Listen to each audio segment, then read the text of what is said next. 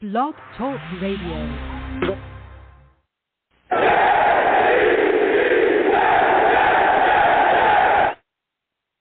What's going on, folks? It's your boy Long Beach Joe, and I am back at it again. We back at it again, baby. All right? Listen, the New York Jets are coming off of a solid win against the Jacksonville Jaguars. New York Jets beat the Jacksonville Jaguars 21. Okay? 21 to 20. Big time, man. Big time win against the Jacksonville Jaguars, 21 to 26, all right? Big time win, man. I'm hyped, and everyone else is hyped, okay? We saw a lot of great things. Zach Wilson, we saw a lot of great things from this team, especially with all the things that we had going on as well. Everybody on the list from the roster, even Coach Solo wasn't out there, just so much to speak about. So we're going to go ahead and get into it. Listen, I'm the man of the people. I am here for the people. Let me shamelessly promote my Facebook page. Everyone go on Facebook, search The Long Beach Joe Show. Like that page. My content's up there. Go ahead and give it a listen. Message me. I will message you right back, all right? Also, leave me some feedback. I love going back and forth with you folks and hearing about what you think. So I want to thank everybody for watching. Listen, also, I cannot wait and get into the show. I am fired up, all right? I'm fired up, folks.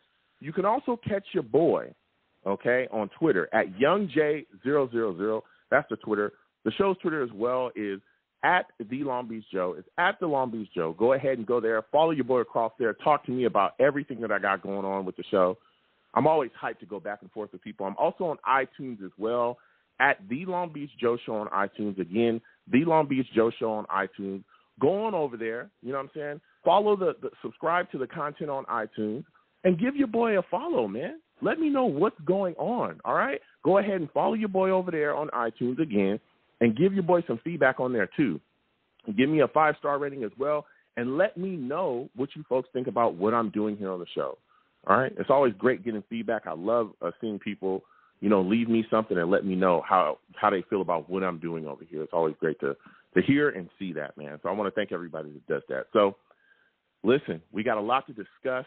Again, the Jets beat the Jags 21 to 26, man. Hyped about the win. A lot of great things that we saw. But before we get into that, we know that here on this show, the Long Beach Joe Show, we love to positively affect our community.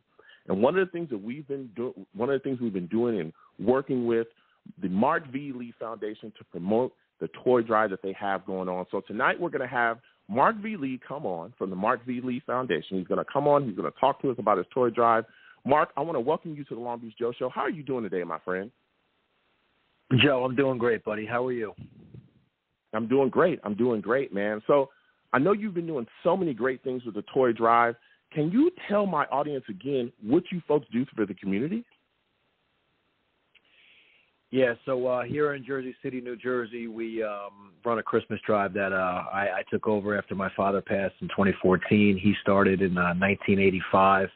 Started with a couple local kids in the neighborhood where he'd just go over and give out presents for Christmas, and then it got bigger from there. And the year that he passed, he took care of about 2,500 kids throughout Jersey City. Following year, my mom and I took over the drive. And as of pre-COVID, the year 2019, we did a little over 7,000 kids. The numbers have just because of after school programs have been closed and schools were closed, et cetera. But now we do outdoor giveaways. We had 4 of them this year, probably close to 4,000 or 5,000 kids. So it's been a blessing. It's feels really good to give back to the community here.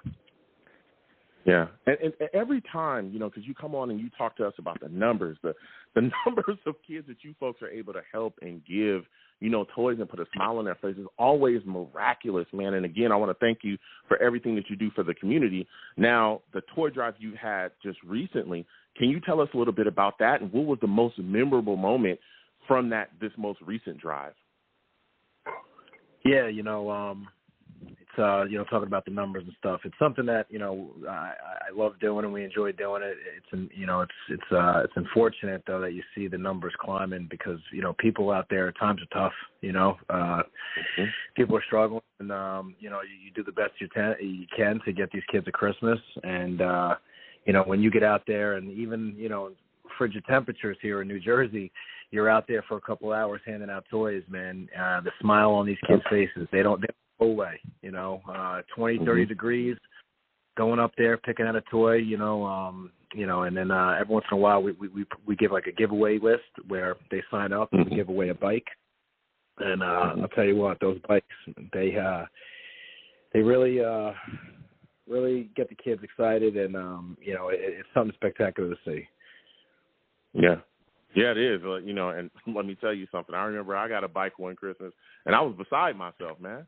That was my wheels. You gotta have the wheels. Yeah, man. You gotta have the wheels. I gotta get to where I need to go, and it got me where I need to go pretty fast. You know what I'm saying? So that's what it's about. So I know they get over there. We put the helmet on them, and we send them on their way. Be safe, and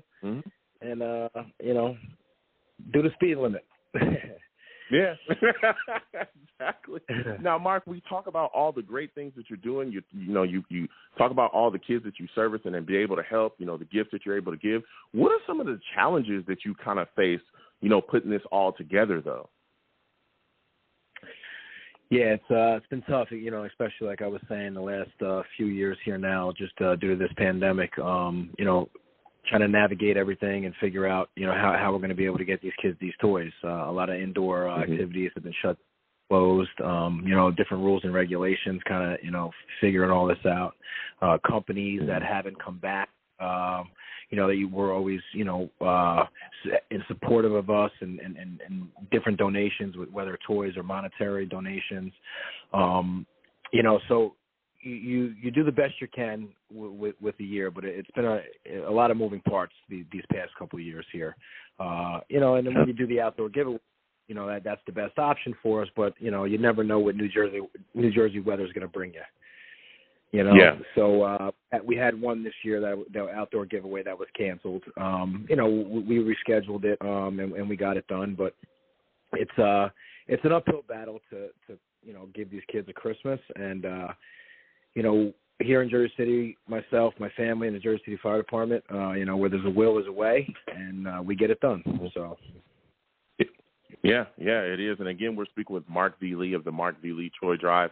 They're doing a lot of amazing, wonderful things. Now, listen, Mark, again, you're doing great things with the Toy Drive, and we talk about that for a bit, but I want to talk to you a little bit about these Jets, man. I bleed green. I know you bleed green. You love this team. We're coming off of a win against the Jags. Okay. I'll tell you what. There's not many times me and you get together where we're coming off a dub. I'm saying it's about time. You know what I'm saying? It's about time. This is a good Christmas present for the both of us. I'm saying. So now we're looking at this situation. I want you to give me your thoughts on the play of Zach Wilson in this football game. How did you feel about it, man? Last time I spoke to you, what did we talk about? We talked about progression. We talked about seeing, a little bit of a spark, trending upward. And, I saw that. What I like, that he did this weekend is he used his legs, obviously, a lot more. He does have the mobility. Some of these other quarterbacks don't. It adds a little facet to his game. I think he had like 90 yards rushing and a beautiful run for a touchdown. Got me out of my seat, I'll tell you that. And he went through his check downs, getting his players the football, his wide receivers and his running backs the football, and just letting them make the plays. Mistake-free football, right? Didn't have any turnovers, and that's the key. We also got to credit special teams too, right? This week they did a hell of a job. That kick return by Berrios. I thought he got snubbed on the Pro Bowl voting as well, but talk about it. Get into that one. Talk about it. We'll get into it then. Get Berrios into it. You already, Mark. This is the place we get into it. Go ahead. Let him happen.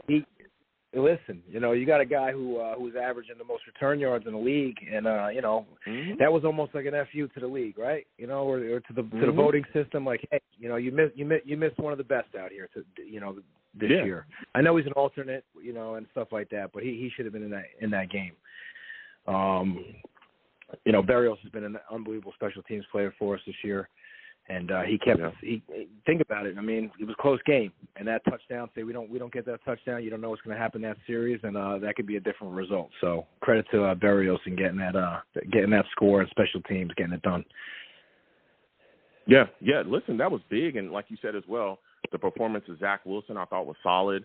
He took off. He made his plays when he needed to. Utilize his feet this week to really extend plays, not just extend plays, make big plays. That big 52-yard run he had was huge. I think he ended up, like you said as well, 4 carries for 91 yards on the day. I thought it was solid. I know that there's a lot of people that are just going to criticize him just to do so, but, man, I think he played, pretty well this week. I really, really do. And like you said as well, Braxton Berrios, his big return, 103 yards was huge, man. That was huge for us. It was. I don't understand how he's not in the Pro Bowl either. Plays. Yep. Yeah. Now, Go ahead. No, so Wilson. No, Wilson. He did a great job, and like you said, I know there's going to be a little criticism. People are going to criticize for whatever reason, but he got the win. He didn't turn the ball over, and he hit open receivers, and that's all you can ask for, right? He wasn't spectacular in the passing game. I think he only attempted 20-something passes for 100-something yards and a touchdown. Michael Carter pretty much took the load off of him, with the run game. But when your quarterback drops, he starts off with the ball every play, whether he's handing it off or throwing it. And what I saw out of him this weekend, he did a hell of a job. So hopefully we can trend forward end of this year and then continue and even progress even more next year. Yeah, exactly. Now, my final question for you, Mark, again, you've been sitting some great takes here. What are your thoughts about the play of C.J. Mosley, man? Because I thought he was pretty phenomenal in this game as well, especially with all the issues that we've had with players, dealing with the situation that's going on out in the world. How are you feeling about what he's been able to do this year for us defensively? He's a consummate professional, C.J. Mosley, captain of the defense there. Love what he does week in, week out. And I'll tell you, man, he's a ball hawk. He's a savage on the football field. Guy plays with passion. No matter what our record is, guy's a winner, wants to win every week. And I'll tell you what, though, I did want to jump on when he missed that interception late in that game, right through his hands. Oh man, but hey, it happens. But if you're gonna knock the guy, I can knock him for not taking an easy pick six to the house. Yeah. But I love it.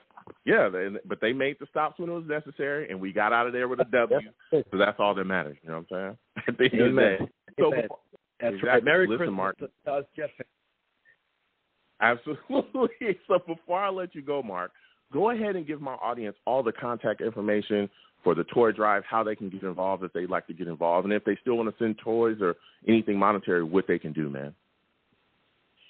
Yeah, so our toy drive here is all year round. I started to put together a halfway to Christmas toy thing, and I also want to do some stuff next year at tailgates at MetLife Stadium where we give away toys for people that are there and stuff. And so we collect all year. If you are passing through Jersey City area or live here, you could stop off at any of the Jersey City firehouses and drop off toys. They know where to get them. Just tell them the Captain Markley Christmas drive or just a toy drive, and they'll know exactly where to go. If you want to send in monetary donations, gift cards, anything like that, you could send to 465 Marin Boulevard, 07302, I believe is the area code there. And, once again, they know where to get that as well.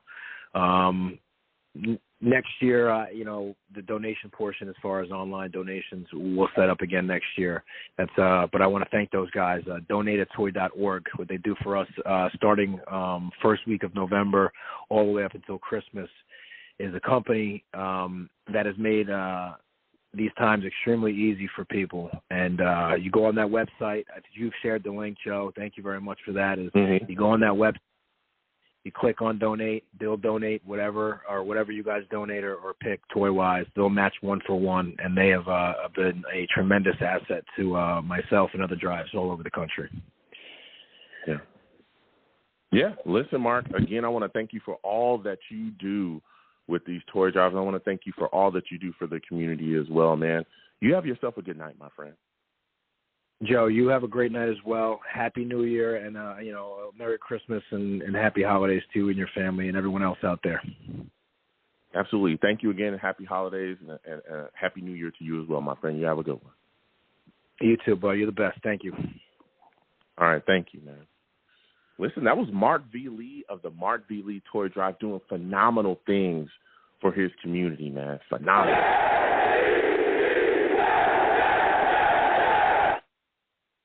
And again, anyone that wants to get involved with the Mark V. Lee Toy Drive, it is plastered all over my social media. Anyone that goes to my link tree, the first link I believe you'll see there is for the Mark V. Lee Toy Drive. You click that, and it'll take you directly to the page where it just brings up all the addresses everywhere that they collect the toys, including all the, Jersey City Fire Departments. Go there, get involved any way that you can. Again, like you said as well, he's going to start doing more things, the tailgates and stuff like that. Get involved with that toy drive any way that you can. It's nothing like putting a smile on a young child's face, giving them a toy. Like I told the story earlier. I remember when I got my first bike for Christmas, all right? I'm telling you, I was hyped. That bike saw every piece and part of the city that I lived in that it could, all right? I went all over the place. I love that bike. And to see other kids, get that bike as well, get their bike, and be able to get their toys and have fun and go enjoy themselves is really a beauty. So please, any way that you can, get involved with that toy drive. So now we're going to continue on. We're going to move forward, and we're going to talk about the New York Jets beating the Jacksonville Jaguars. Again, everyone call in 515-602-9639, 515-602-9639 is the number. Call in. We are taking all callers, and we're getting to the callers in just a second. I just want to cover a little bit about the game. What a game, all right? And let me tell you something. I know we talk about the players. I know we talk about the offense. I know we talk about the defense, but the coaching staff, to me, really did something huge this week. They were without Coach Sulla. He's dealing, with what's going on out there in the world. We all know what's happening out here and why we're wearing masks, all right? This is YouTube. They get a little weird sometimes. If you say certain things, they'll, handle your channel a certain way. So, we got to watch it, but everyone knows what's going on out there in the world. And we had a lot of players on that list as well that were not able to play in this game. And, again, Coach Sulla was one of the guys, that was on the list as well dealing with the situation. And Coach Ron Middleton and the rest of this staff stepped up and kept this team not only focused, but kept this team in the game and put them out there and had them producing and making plays. There's a lot of guys on the field, a lot of guys that were out there that had just kind of came in and were immediately put into a scheme and be able to flourish and be successful. That is huge. And one of the reasons why I don't understand why a lot of people are not talking about this is because we're in a full-blown rebuild, folks. We just fired Todd Bowles because we try to rebuild. We try to start a rebuild with him and realize, whoa, this is not the guy. We cannot move forward in this rebuild with this guy leading it. Then we made a colossal mistake and hired Adam Gase, and we immediately, I knew before it, but we immediately said, whoa, yet again, halt the press, okay? This guy is definitely not the guy that we can go forward as well with trying to, figure out what's going on with this team as far as a rebuild. He can't lead this rebuild either, all right? What were some of the issues that we had there? Guys not being able to put, players in place to make plays, guys not being able to utilize young players' talents, and guys also not being able to figure out how to have the team come together and focus, when there was adversity being faced. Okay, whether it was a losing streak or whether it was something they couldn't keep the team focused, all right? Now you look at everything that we had going on coming into this game, with all the stuff going on, with guys going on the list, with everything, this coaching staff, without Sulla, was able to keep this team focused, was able to utilize their talents and put them out there on that field and have them produce under these conditions. Salutes again to Ron Middleton and the rest of the Jets coaching staff. They did a phenomenal job, and they're continuing to show that they could be the guys to continue to lead this rebuild. That is huge for the New York Jets. Huge. This rebuild is not only, or this year's evaluation, okay, because we talk about evaluating players, but it's not just about players. It's also about evaluating the coaching staff. And they're continuing to show us, even though, you know, this is some of their first times being in some of the positions that they're in, that they can continue to go out there and do their jobs effectively. This is unbelievable. This is unbelievable. And I thought that was a point that a lot of people missed about this win, okay? And listen, Zach Wilson, this dude did what it took. And we're going to be talking a lot tonight about a lot of different things. Again, 515-602-9639, 515-602-9639 is the number. Call in, okay? Zach Wilson, 4 carries for 91 yards. He had a 52-yard run where he juked 2 Jags defenders to get into the end zone. This kid just did what it took. And I know that there's people out there that want to blast him, that want to lambaste him because he only threw for 102 yards. He did what it took, man. This was a solid game. When there's other quarterbacks out there that run a lot and they're making plays on their feet, no one has an issue with it at all. There's a lot of other runners out there in this league are able to make plays, and they may throw for slightly over 100 yards. They don't have an issue with it. But when Zach Wilson does it, when he's able to score touchdowns in different ways and be a dual threat, all of a sudden it's a problem. That's a bunch of hubbub. This kid went out there and played well. And, again, he was missing a lot of guys offensively. We all know what was going on. Jameson Crowder, of course, he's missing Elijah Moore, Corey Davis. Zach Wilson went out there and played well. Kudos and hats off to him, man. He really did some good things. And he threw for a touchdown in this game as well. Conor McGovern was the guy that caught it. Like, come on, man. You know? Then you got Michael Carter. Michael Carter, 16 carries, 118 yards. Big 38-yard run. Man, come on. This kid continues to show us that he's a guy that can be effective offensively. He continues to show us that he's going to be a weapon for the New York Jets. I love it. I love it because we need a lot of these questions to be answered for us offensively. We need guys to step up offensively and show, hey, I can be that playmaker that you'll be able to lean on for years to come. And it's looking like Michael Carter is turning out to be that guy. You know what I'm saying? Every time that this kid has the ball, gets the ball in his hand, he makes plays. Braxton Berrios, again, with a 103-yard kick return. I don't know how he got snubbed for the Pro Bowl. All I'm saying is that generally, all right, if you're a New York Jet, you know, they'll find a way not to put you in the Pro Bowl. That's all I'm saying. I'm not, you know, I'm just saying from what I see, all right? 103-yard kick return. He's one of the highest kick return yardage guys in the league, and he can't make the Pro Bowl. I'm just saying. That's ridiculous. Another thing that's looking good for us as well, kicker. Hey, Eddie Pinheiro hit a 42-yarder, hit a 20-yarder. Is this the guy that's answering the question that we have at kickers? You know, we've cycled through so many kickers. Is Eddie the guy that's going to be able to stick around? And I also want to talk about this defense as well. This defense has made a goal line stand. And, again, there was a lot of guys that were brought in that have been moved around and all that stuff because, again, we were without guys because they were on the list. Ashton Davis, a lot of other guys as well were not playing. Quentin Williams was on the list. He got hit right before the game. Like, come on. This defense was able to step up, make a goal line stand with a minute. I think it was like a minute and 47 seconds left, and they started to drive down. Jags got to the 5, and the New York Jets defense was able to make a stop and get us a game. That is huge. And a lot of that comes from C.J. Mosley, man. This dude, C.J. Mosley, has been playing well. Had 10 tackles and a sack. And I know people are going to knock, you know, the drop interception. All right, I get it. But he made plays when he needed to make them, all right? And we got the stop and we got the game. 21-26, the New York Jets took it. So we're going to get to these lines again. 515-602-9639. 515-602-9639 is the number. Call in. We are taking all callers. We'll get to everyone, so please be patient. First caller I'm going to go to, 973-973. I'm coming directly to you. Salutes to you, my friend. I want to thank you for calling in tonight. Give me your thoughts about the play of Zach Wilson. How did you feel about what he did against the Jags, particularly the rushing game, man? How did you feel about what he was able to do with his feet?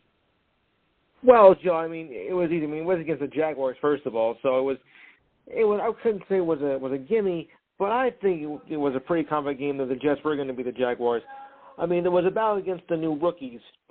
Our side, Wilson, against the Jaguars' new rookie, which hasn't really been that impressive. Well, neither of the rookies are impressive so far. But I think the Jets, they had the Jaguars' number on here, so I wasn't really surprised by this much at all. Wilson had one of his better games in this game, and we already have a better season we had the last season. We've already won 4 games race, so I think we're on the upswing here. I mean, we're not in the playoffs, I think, but at least we're showing improvement already. Yeah. Thank goodness. Yeah, I mean, we're going out there and we're handling business. Like I said, Zach Wilson is running around, showing people that, hey, he's a dual threat, and this is going to have to make defenses adjust. And again, he's continuing to get better as the season is coming to a close. But next season, a lot of people are going to look at the situation and be like, hey, not only can this guy throw the football, but we got to watch his feet as well. So it's going to make defenses kind of change how they defend us, which does nothing but bode well for our offense and what we do here offensively. Now, one of the things that I liked as well, or I loved, was the coaching staff's ability to adjust when faced with adversity. Because Sulla was not out there. There was a lot of things going on as well with players because a lot of guys were on the list, so they weren't playing within the game. What were your thoughts about the bang-up job that our coaching staff did, man? Well, that's where it starts. It starts with up front with the coaching staff, to help us guide us through this. So if it wasn't for that, we'd be in a heap of trouble right there. So you have to give hats off to them. And Lawrence, every time we seem to get, the big hype of a number 1, number 2 draft pick and thinking, oh, they're going to help this franchise, that franchise, usually the first year it's going to be a bust. And for Lawrence, well, it has been a bust. And, of course, with Urban Meyer being fired, which I'm not surprised at all, well, I mean, that coaching staff went down the tubes right from the start of the preseason. So forget that. Yeah. I mean, they've had a lot of issues. He didn't want to be there anyway. Yeah, I mean, there's been a lot of issues there, but let me tell you something. New York Jets played well. So my next question for you is, when you look forward, because we got Tampa Bay coming up, do you think that we'll be able to get some pressure on Tom Brady, man? This is going to be a tough game we got coming up against Tampa. Do you think we'll be able to get pressure on Tom Brady defensively? I'll put it this way. Have we got a problem or have we got a problem? Because we are going to be against Brady in Tampa Bay, and it's on the road, I assume. So I think this is going to be, a big problem all the way. I'm not really too calm about this with Tampa Bay. I mean, look what they've done with, to most of their opponents so far. Okay, they lost 9-0 2 weeks ago, but that was a little bit hiccup in the way. I'm really worried about this game, with goes against the Bucks. I mean, I hate to sound like a downer, but they got their work cut out for them. No, listen. Yeah, listen, and again, we're going to be playing. They're actually coming to our house, so we're going to be playing in at home. But I'll tell you what, that's one of the keys. Again, there's a lot of things up in the air because we'll see who will get back from that list. We often know, some guys, sometimes they linger on the list. We all know what's going on with that, but we'll see who we get back. But I think a big key to that game is getting pressure on Brady and throwing him off his spot because they got so many weapons. They're such a good football team, and it's going to be interesting to kind of see the matchup there. So what do you think is your final score prediction for the upcoming game for the Jets against the Bucs, man? Well, I hate to say it, but I think it's going to be a lapper. So, you can put on the womp on, go ahead if you want. But I'm going to say it's going to be like about, 35-14. Oh, 35-14 Bucs? Yeah, I'm sorry. I mean, I call it see. I mean, if it was against Jacksonville, yeah, but Tampa Bay looks too strong. I mean, they usually can beat the AFC East. So, I'm very skeptic about this whole game right now. I could be wrong, but if all cylinders point the way I think it's going to go, it could be a long afternoon for the Jets. Yeah, he says 35-14 Bucs. It is what it is. Sorry, guys. Oh man, $35-14. Wow, what a take! Listen, I want to thank you for calling in. We're gonna keep on moving, but before we get to our next caller, NFL legend John Madden has passed away. Apparently, he passed away, just recently. It's being reported now. Listen, I want to send my thoughts and prayers to everyone in John Madden's family. Again, we all know how he's impacted, so many people's lives in football, outside of football, and all those things. So it's so sad to hear this announcement come out. But again, NFL legend John Madden has passed away. What a tough day. Again, my thoughts and prayers to his friends and family and everyone close to him. So we're going to continue with these lines. Again, 515-602-9639. 515-602-9639 is the number. Call in. We're talking all things Jets. We're talking about it all. Such a sad thing to see John Madden, pass away. We're going to keep on moving. Next, I'm going to Chris. Chris, we're coming directly to you. I need to talk to you, my friend. Chris knows listen, salutes. I want to thank you again for calling in, Chris. You know your Jets. You know what's up, all right? Yeah. So now we're sitting here, right? We're coming off a win against the Jags. I'm hearing a lot of people bash Zach Wilson for only throwing for 102 yards. What do you say to those people, my friend? Well, that's supposed to be – he was never supposed to pass like that.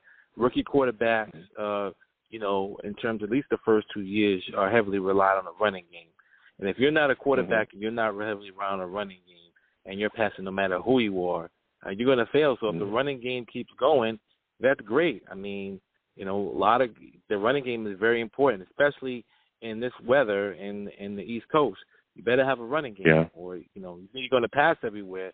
It ain't going to work over here. It's running the football, and that's the key to this living up here in this environment.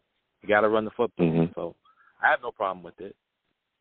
Yeah, exactly. Now, when you talk about being able to run the football, we all know Michael Carter had over 100 yards in this game. What are your thoughts about this kid and his playmaking ability, man? We consistently see this dude step up when given the ball. When the ball's put in his hands, he's able to make something happen. What are your thoughts about this kid, man, and how great he's been so far? I love Michael Carter. I love the draft choice. I think it's a great draft choice. I think he played very well this year. Maybe in the draft we can get another running back and really solidify this running game and some tight ends to help out some of these running backs. But I like the Jets running game so far, even with the what we have here. Even if we don't draft a running back, I like the running back core that we have, and I think it's pretty good. So I really like Michael Carter. I liked him in college. I thought he was a great back. I thought he would be a great NFL back. So there's nothing new for Michael Carter. He's definitely a performer. He's definitely a great running back. You could see it. Yeah, absolutely. He is, dude, and it's been great to see him and everything that he's been doing. Not just running with the football, getting the handoffs, but he's also a guy that comes out the backfield and can catch the football extremely well as well. We've seen him be able to utilize spread out wide, all kinds of stuff. You know what I'm saying? But another guy that's also been in the offense. Yeah, exactly. And that's huge, man. That's huge for us. Yep. And another guy that's really been putting on for us, especially in the special teams, has been Braxton Berrios, man. I look at him at this point, and again, we'll continue to talk about this as free agency comes and all this stuff, right? But I look at him, man, and I'm saying at this point, he's a guy that you definitely should be looking to bring back and try to re-sign. I think he's an unrestricted free agent after this year. When you look at what he's done, are you surprised that he got snubbed by the Pro Bowl? And what are your thoughts about, the New York Jets also, bringing him back? Do you think that he's a guy that we must make sure that we get under a contract for maybe the next two years?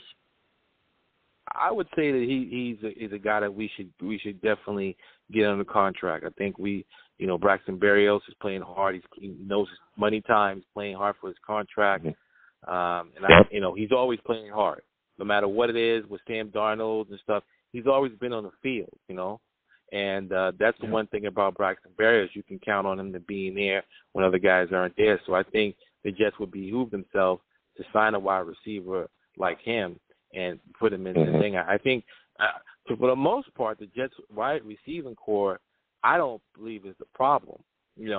I believe the Jets' problem as far as the passing game is the tight ends. And I think that needs to be addressed in the draft and free agency. I don't think I think we have a good enough wide receiver core to dig. I don't think we need to go after Devontae Adams or anything else. I think we have a good enough receiving core with Sam Darnold, maybe add one more guy, and then grab some tight ends, some really guys that can stretch the field. And I think you would see the best of Zach Wilson if you can get that in there. Yeah. So when I look at this situation, I think the New York Jets could definitely stand to benefit, or could definitely stand to improve their offensive line. I think that's been one of the things, and that's what I wanted to ask you about as well, Chris, because you look at this, Mekhi Becton looks like he's actually not going to be able to come back from that injury. They're saying that he's going to sit for the rest of the year and not play, which I thought that was going to be what actually was going to happen. Because I thought that the whole 6 to 8 week thing, especially with the dislocated knee, and I think he tore something as well, I thought that was really, really generous. Like, and again, he's a big guy. You know what I'm saying? It was like, I was like, nah, bro, he's probably not going to come back until super late in the season or not come back at all. And it looked like, again, he's not coming back at all. And then we also got Conor Mcgovern sitting for the rest of the season as well with a knee injury. What are your thoughts about these two offensive linemen, and do you think the New York Jets should be looking to take an offensive lineman early in this draft? I don't think early in the draft. I think maybe in the mid-round. I mean, if you look at everybody's talking about this guy from Alabama, but if you look at the history of Alabama offensive linemen, right, and you look at their use a crapshoot. You can have guys that are great, and then you have guys that show great, and then they just flame out. So I mean, it's a good side with those offensive linemen. And I believe you guys can get some good guys in the second and third round that are good. I think you can definitely get some good. I think the top of the draft should be focused on, giving Zach Wilson the best opportunity to succeed, and that means putting weapons around him. That means putting guys around him that can think. Because if you're playing in the box, you're saying it's gonna fight. You got to put a great tight end. Those linebackers are good. And Morgan Moses and George Fant and the new guy they got, I think is good enough to give Zach 2 or 3, 4 seconds, and he has the ability to scramble. So I think that you guys need to put weapons around Zach Wilson more than. I think we should focus on the offense. The defense, great, but I think if we're truly trying to build a quarterback and a franchise quarterback, the investment has to be in Zach Wilson. It has to be in the offense. And we've had great defensive teams, but the quarterback and that problem and weapons are the problem. So we need to actually focus on the weapons and the offensive side of the football, making sure this offense is deadly, and then surrounding ourselves in free agency and stuff with defensive players. Well, listen, and Chris, that is a great point, and I do understand that point, and that's why I do think that the New York Jets should take an offensive lineman early. And one of the guys right now that I'm campaigning for is Linderbaum. That's one of the guys I'm campaigning for, and I know a lot of people look at it and say, okay, yeah, why take a center, Joe? Why take a center so early? I've already gotten to it with a ton of people, and I love the exchange between Jets fans and going back and forth with people. I think if you look at the biggest issue as well, and you talked about it, you said, we need to make sure that we surround Zach Wilson with guys that can be playmakers. We need to make sure we set things up to make it easy for Zach Wilson. If you look at the biggest injury that we had this year offensively, who was it? It was the injury of Zach Wilson. Why? Because he's the future of our franchise. Where you look at where that pressure came from, it came from what? Between the center and guard combo. But this is not the first time that we've had issues with center and guard combos here. We had them all throughout the years where Sam Darnold was here. We couldn't stop pressure coming directly up the middle. And I understand everybody wants to settle with Conor Mcgovern, but let me tell you something. Linderbaum is one of the best prospects in the last 20 years. They're saying that this guy is going to be a generational center, okay? If you can upgrade and get a guy here that is going to keep Zach Wilson protected for years to come, then you do that. You don't sit back and let this kid continue to get blasted because the hit before he actually jacked up his PCL, we thought he tore his ACL. Thought we had lost him for the year. And he popped up and danced back to the thing, and we were like, wow, this kid is really tough. And then the next play, he actually tears his PCL. You can't keep allowing this kid to get blasted week after week and not set up some better protection for him. So I think getting a better center and going in there and doing what it takes to make sure that this kid is protected is one of the biggest things that we must do, because that's the reason we couldn't figure out who Sam Darnold was because he was never properly protected. And I think a lot of people also forget that earlier in the season, does anybody remember Zach Wilson running for his life every week? Right. Because that's what was happening. I don't know if anybody remembers that, but that's what was happening. So I think that, and again, I know that a lot of people don't think that center is, it's not a sexy pick. Neither is guard. The Colts actually took Quentin Nelson, I believe, at 6 in the draft. They took him at the 6th pick in the draft. Does anybody think that that's a bad pick? They literally run left all day behind him. He manhandles every single player in front of him. When we played the Colts, they ran for 239 yards.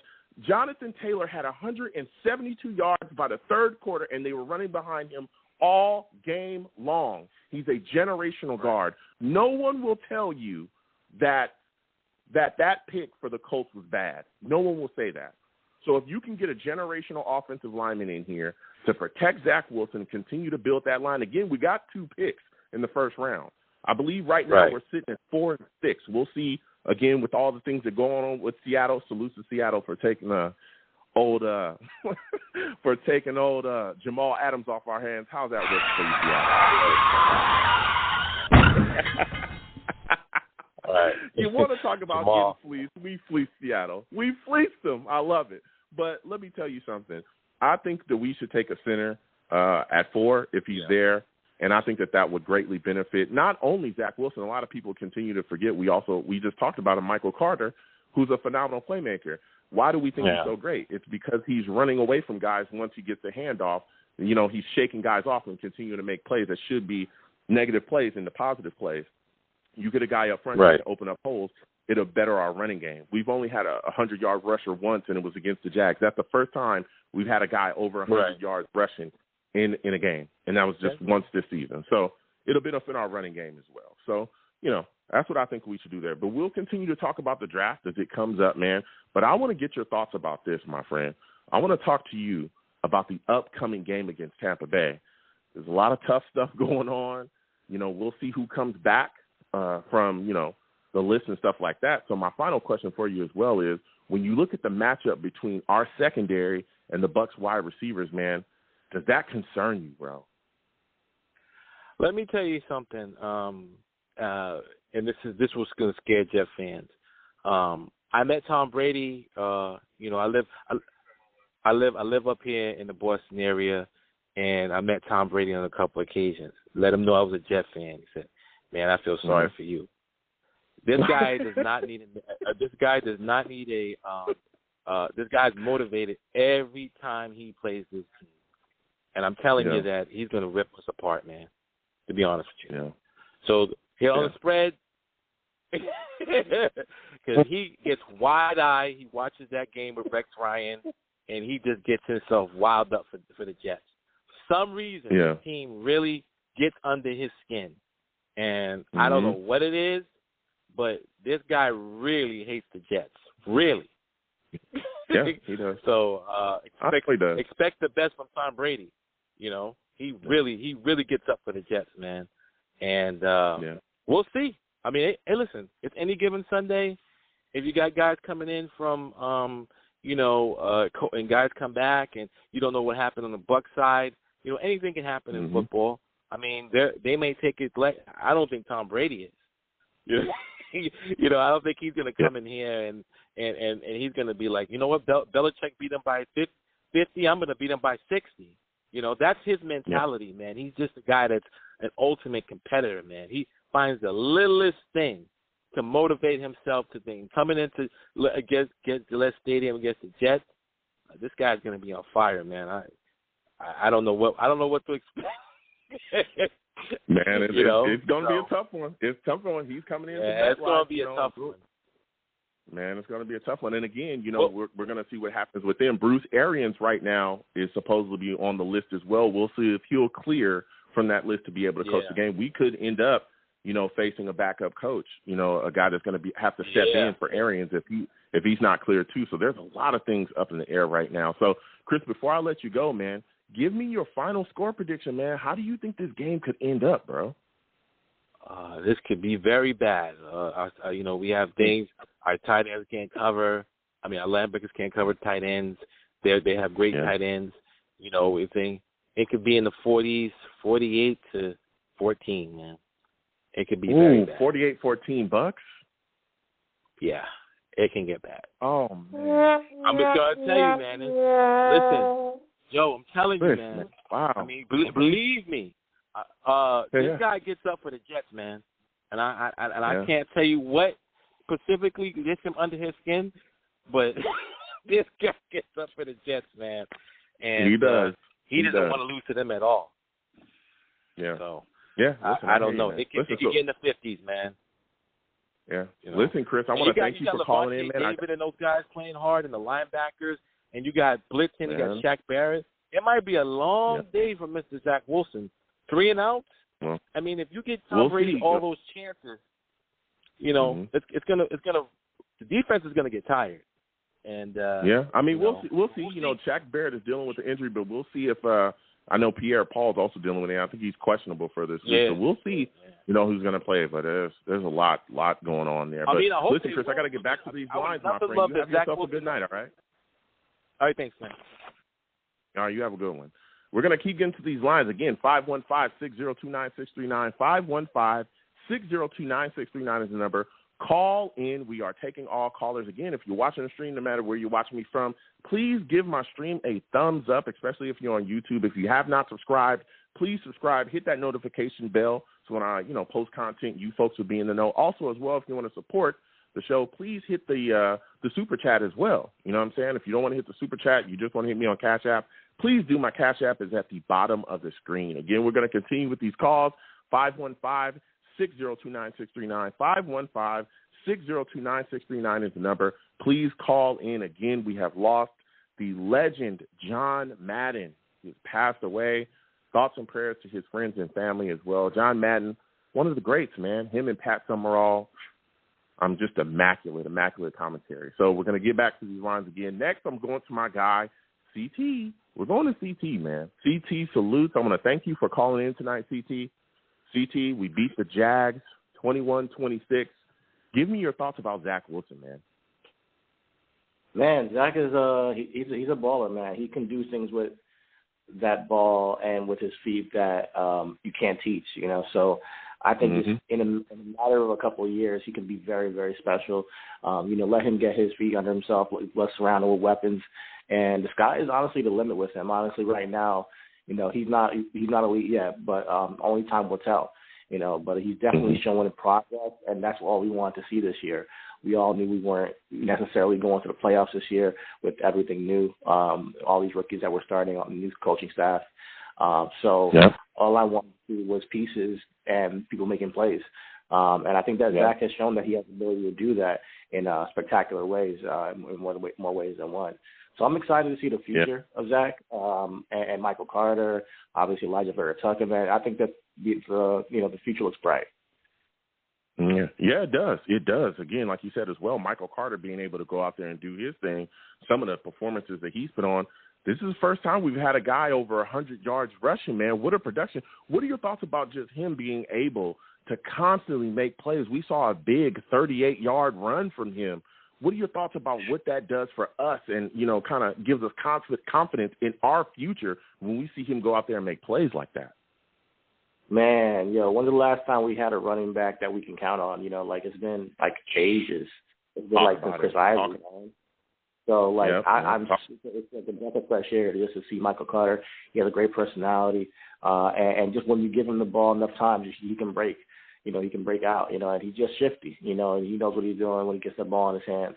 So he has a bright future as well. So as long as we can bolster that offensive line, I believe that, he's going to be able to be a star in this league as well, in due time. Yeah. Give me your thoughts, man, on the Pro Bowl snub of Braxton Berrios. What are your thoughts about that, man? Because I think it's a bit ridiculous. The guy has a 103-yard kickoff return in this game. How does he? I know he's an alternate, but how does he get passed up to make the actual Pro Bowl? How does that happen, man? You know what I'm saying? Give me your thoughts on this, CT. Braxton's that dude, man. Braxton is that dude. We need to re-sign him. As for the Pro Bowl, as we know, they tend to snub people. They snubbed Quinton last year, on the Jets. So I'm not surprised per se, but because it's a popularity contest. So if your team is very successful, people tend to say, all right, I'm going to vote for this guy because, they might make it to the playoffs, X, Y, Z reason. Oh, they made a good play on Monday Night Football. They remember them, and they pick that guy, and they vote for him, So I don't look at it like, a big deal, but I do think it's a snub. I'm not mad at it because it is a popularity contest. However, I'm really excited that Braxton Berrios is really coming into form. He's a gadget player, man. Like, he can do so much on this field. He definitely needs to be extended with our team moving forward. And, man, it's just, to have all the COVID people out, and all the players out, that's our starters, throughout the year, all the struggles we've been through, and he always, he's come through. Braxton's always come through, and he's kept his health, just kept positive, and he's always ready. He's a baller. He's a dog. So you pay people like that, and he's a good culture player as well. So I'm excited for his future as well. Oh man, that kickoff, man, that punt return. I mean that kickoff return was spectacular, man. I was going crazy. I was in the car, I listened to the radio when that happened. I was going crazy, like pushing my brother. Like, it was crazy, man. But I'm excited. And just to win that game against the Jaguars, who's technically the worst team in the league. They just got rid of their head coach. I did not want to lose that game to that team. I did not want to be the team that lost to the Jaguars after letting go of Urban Meyer. I think it's a good culture win. I think it's a good morale win. And Braxton's a huge part of that, And he, even the end around he did last week, was awesome. Yeah, man. And when you look at some of the things that we're going to be dealing with going forward, we have 2 injuries now, and it's a sucky situation. Now, again, Mekhi Becton's been hurt, but we all thought, or the reports were, a lot of people were thinking that he would be back by now. Well, it looks like he's going to be sitting for the rest of the year, so he's done. They're saying, hey, we kind of overestimated. He's actually not going to be able to come back. And now you got Conor McGovern as well sitting out for these next 2 games with an injury. What are your thoughts about that and the impact that it has on our offensive line? And do you think that this could change the New York Jets' draft strategy? I'm glad you asked that because I know you're a big Tyler Linderbaum guy, and we've had this conversation before. And I'm not opposed to getting anybody because there's a lot of good players in the top of the draft. We got 2 first-round picks, so no matter who we get, we're gonna get some good players. But in my opinion, I think we should tackle offensive line in the free agency and in the second round. There's some good guards. Okay. There's some good free agent stars coming out that we can plug in. Connor hasn't been terrible this year, as long as he's healthy. And back then, I just feel bad for the guy because, he's had a rough go at it from the beginning of the year. But he's a dominant player, and a lot of people are forgetting how dominant he was when he was on the field healthy. So once we get these players back, I do believe our offensive line will be a lot more improved. Not to mention, I do think that we have to add more pieces, of course. But when I look at our team, we are the 21st offensive team in the league, and we're the 32nd defensive team in the league. And as much as we want to surround Zach with pieces and make sure he's upright, I feel you. I think there's other ways to go about it than drafting another offensive lineman in the first round. That's my opinion. I know might not be popular, but that defense, if we keep giving up the ball, if they keep letting scores, if we're letting people score 30 points a game on us over and over again next year, it's just not going to look. You're putting a lot of pressure on your rookie or sophomore year quarterback in the first place. So I really want some defensive players to shore up that secondary and that line. So in my opinion, I want to get Kyle Hamilton, and I want to get David Ojabo. Ojabo, man, he looks like people are sleeping on him, man. I think people are sleeping on David Ojabo. He's on Michigan as well with Hutchinson. And in the long run, he has potential to be one of the best edge rushers in the league, in my opinion, if we get him. I know that the big names are Kayvon Thibodeau and Aiden Hutchinson, but Ojabo is not. He's no slouch. So we want to get 2 defensive players and clear up that defense a little bit better because that's where our weakness is on this team. Then I think we have a shot at least next year to make some noise. No, listen, and I hear you. And again, we've gone back and forth, and we'll continue. We could talk about a lot of things, and we'll again, everybody listening, we will be having shows, going forward. We'll be talking about the draft, a little bit more in depth, free agency as it comes. And I understand your take. I get everybody talking about the defense. I think one of the things that a lot of people are also forgetting is that we don't have any pass rush. I think that's the biggest problem with our defense. And if you look at Sulla's scheme, a lot of people talked about it when he first got here, is that you don't necessarily have to have the greatest secondary playing this scheme, because a lot of his scheme kind of revolves around pressure. If you look at the Niners, a lot of what they're doing, Bosa is the guy, kicking in the door. They got other guys as well that are bringing pressure from all these different places constantly. So your quarterback has very little time to even figure things out before there's somebody in his face, hitting him or something like that. So I think we don't have any of that here. And look, before people start tweeting me, okay, I respect John Franklin Myers. All right. Okay, I respect him. Okay, don't start. All right. I respect John Franklin Myers and all these other guys, but let me tell you something. The second that Carl Lawson went down with that torn Achilles, we all said, boy, are we in trouble. And we have been. The pass rush has not been there. So although I understand why people talk about Kyle Hamilton, I get it. He's a safety. I don't think we can afford to take a safety, especially if you guys are talking about passing up on offensive linemen. You don't take a safety. You don't take a non-impact position in the first round, but we have so many issues at pass rush. I think that if you're going to pass up an offensive lineman, and I wouldn't do it, I definitely think that you – yeah, you're right. It does depend on what we do in free agency. But again, if we're talking about drafting guys that are going to be here for years, then you take a pass rusher. That's what you have to go get. And again, I think a lot of people are forgetting. I know people are saying, well, Carl Lawson will be back. If you look at the Jets and you look at our lack of actual luck, right? We're not a very lucky franchise. Can you really count on a guy coming back off of a torn Achilles, coming back and producing and giving us 15, 16 sacks in a season off of a torn Achilles? When you look at our history of lack of luck, no, that's not something you want to depend on. You go get yourself one or two more pass rushers in this draft, and you come back. If you look at all the other teams in this league that is continuously producing, teams that are continuously in the hunt, they got two or three guys that they can throw at you and make you completely miserable. All right, and that's what we need to do. So I think that's one of the biggest issues that we have. We don't have no pass rush, and when you don't have any pass rush in this league, that's why our defense looks the way it does. You got 40 years to throw the ball. Especially, you got 40 years. Exactly. Especially with the scheme that Robert Saleh is running, it's based on that line getting pressure on the quarterback. So, I'm with you, man. I'm with getting an edge rusher with one of those first two picks. If Aiden and Kayvon are not there, I like David Ojabo, but you can get him a little bit later. So that's why I'm saying get Kyle Hamilton, then get David Ojabo. But I completely hear people with the offensive line picks, and there's a lot of different good players. But I think we're in a great place no matter what. I'm not going to boo anybody who we pick. I'm going to be happy no matter what, because I think that I have faith in our staff for the first time in a long time. I do.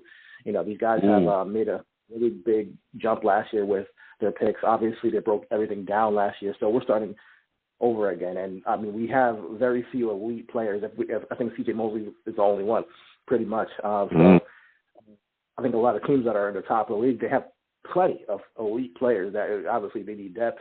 So if one elite player goes down, at least there's somebody backing them up who's decent. We got somebody go out and it's just a bunch of practice squad dudes, on that defense trying to make do. So I think the defense is a priority this offseason. I really do. It's a priority. That pressure on the quarterback is a necessity. So that first pick, if it's not Kyle Hamilton, I get it. But we definitely need our edge with one of those two picks. Yeah, and again, we're right now at this point. We'll see how Seattle finishes out the season, but we're sitting at 4-6 right now. We got picks 4, we got pick 6 right now. So let me tell you something. There's so many possibilities. We could trade down and gain more capital with that 6th pick. Maybe we trade down with the 4th pick, depending on how the board falls. But I'm telling you, if Linderbaum is sitting there at 4, I'm not passing up a generational center. I cannot do that. Especially again when you look at the last. I don't think he's going. I think he'll be down with the 6th pick. I think that Linderbaum will be available later on in the draft if you want to move down. I do, but obviously we never know. Things could change. But I think Linderbaum is great, but he's not a top 5. I don't think. I think he's maybe top 10. Let me tell you something. We've seen this draft, and we'll have more shows as the draft comes on. We've seen guys get talked up before the draft there. Remember when people were saying that Mac Jones was going to be a bottom of the first-round guy? He wasn't. We've seen other guys. Remember Trey Lance? Guys jumped up to grab Trey Lance. There was a lot of talk before the draft, and people moved up and made their moves. But we'll see what happens going on. Again, we'll continue to have shows and talk about the draft. But I want to talk to you a little bit about this upcoming game we got against Tampa Bay, CT. Listen, baby, are we going to get pressure on Tom Brady in this game? I think that's the big key for us. We must get in his face. You know that if you get in old man Brady's face and you smack him around, things get a little bit different. Things kind of slow down. The offense isn't as potent when you are punching him all around. Do you think the New York Jets will be able to get pressure on him, man? How many times have we had this conversation with Tom Brady and getting pressure, and we just don't get any pressure every single time we face him? Especially now with people on the COVID list and injuries. Heck no, I don't think that there's going to be pressure on Tom Brady this week.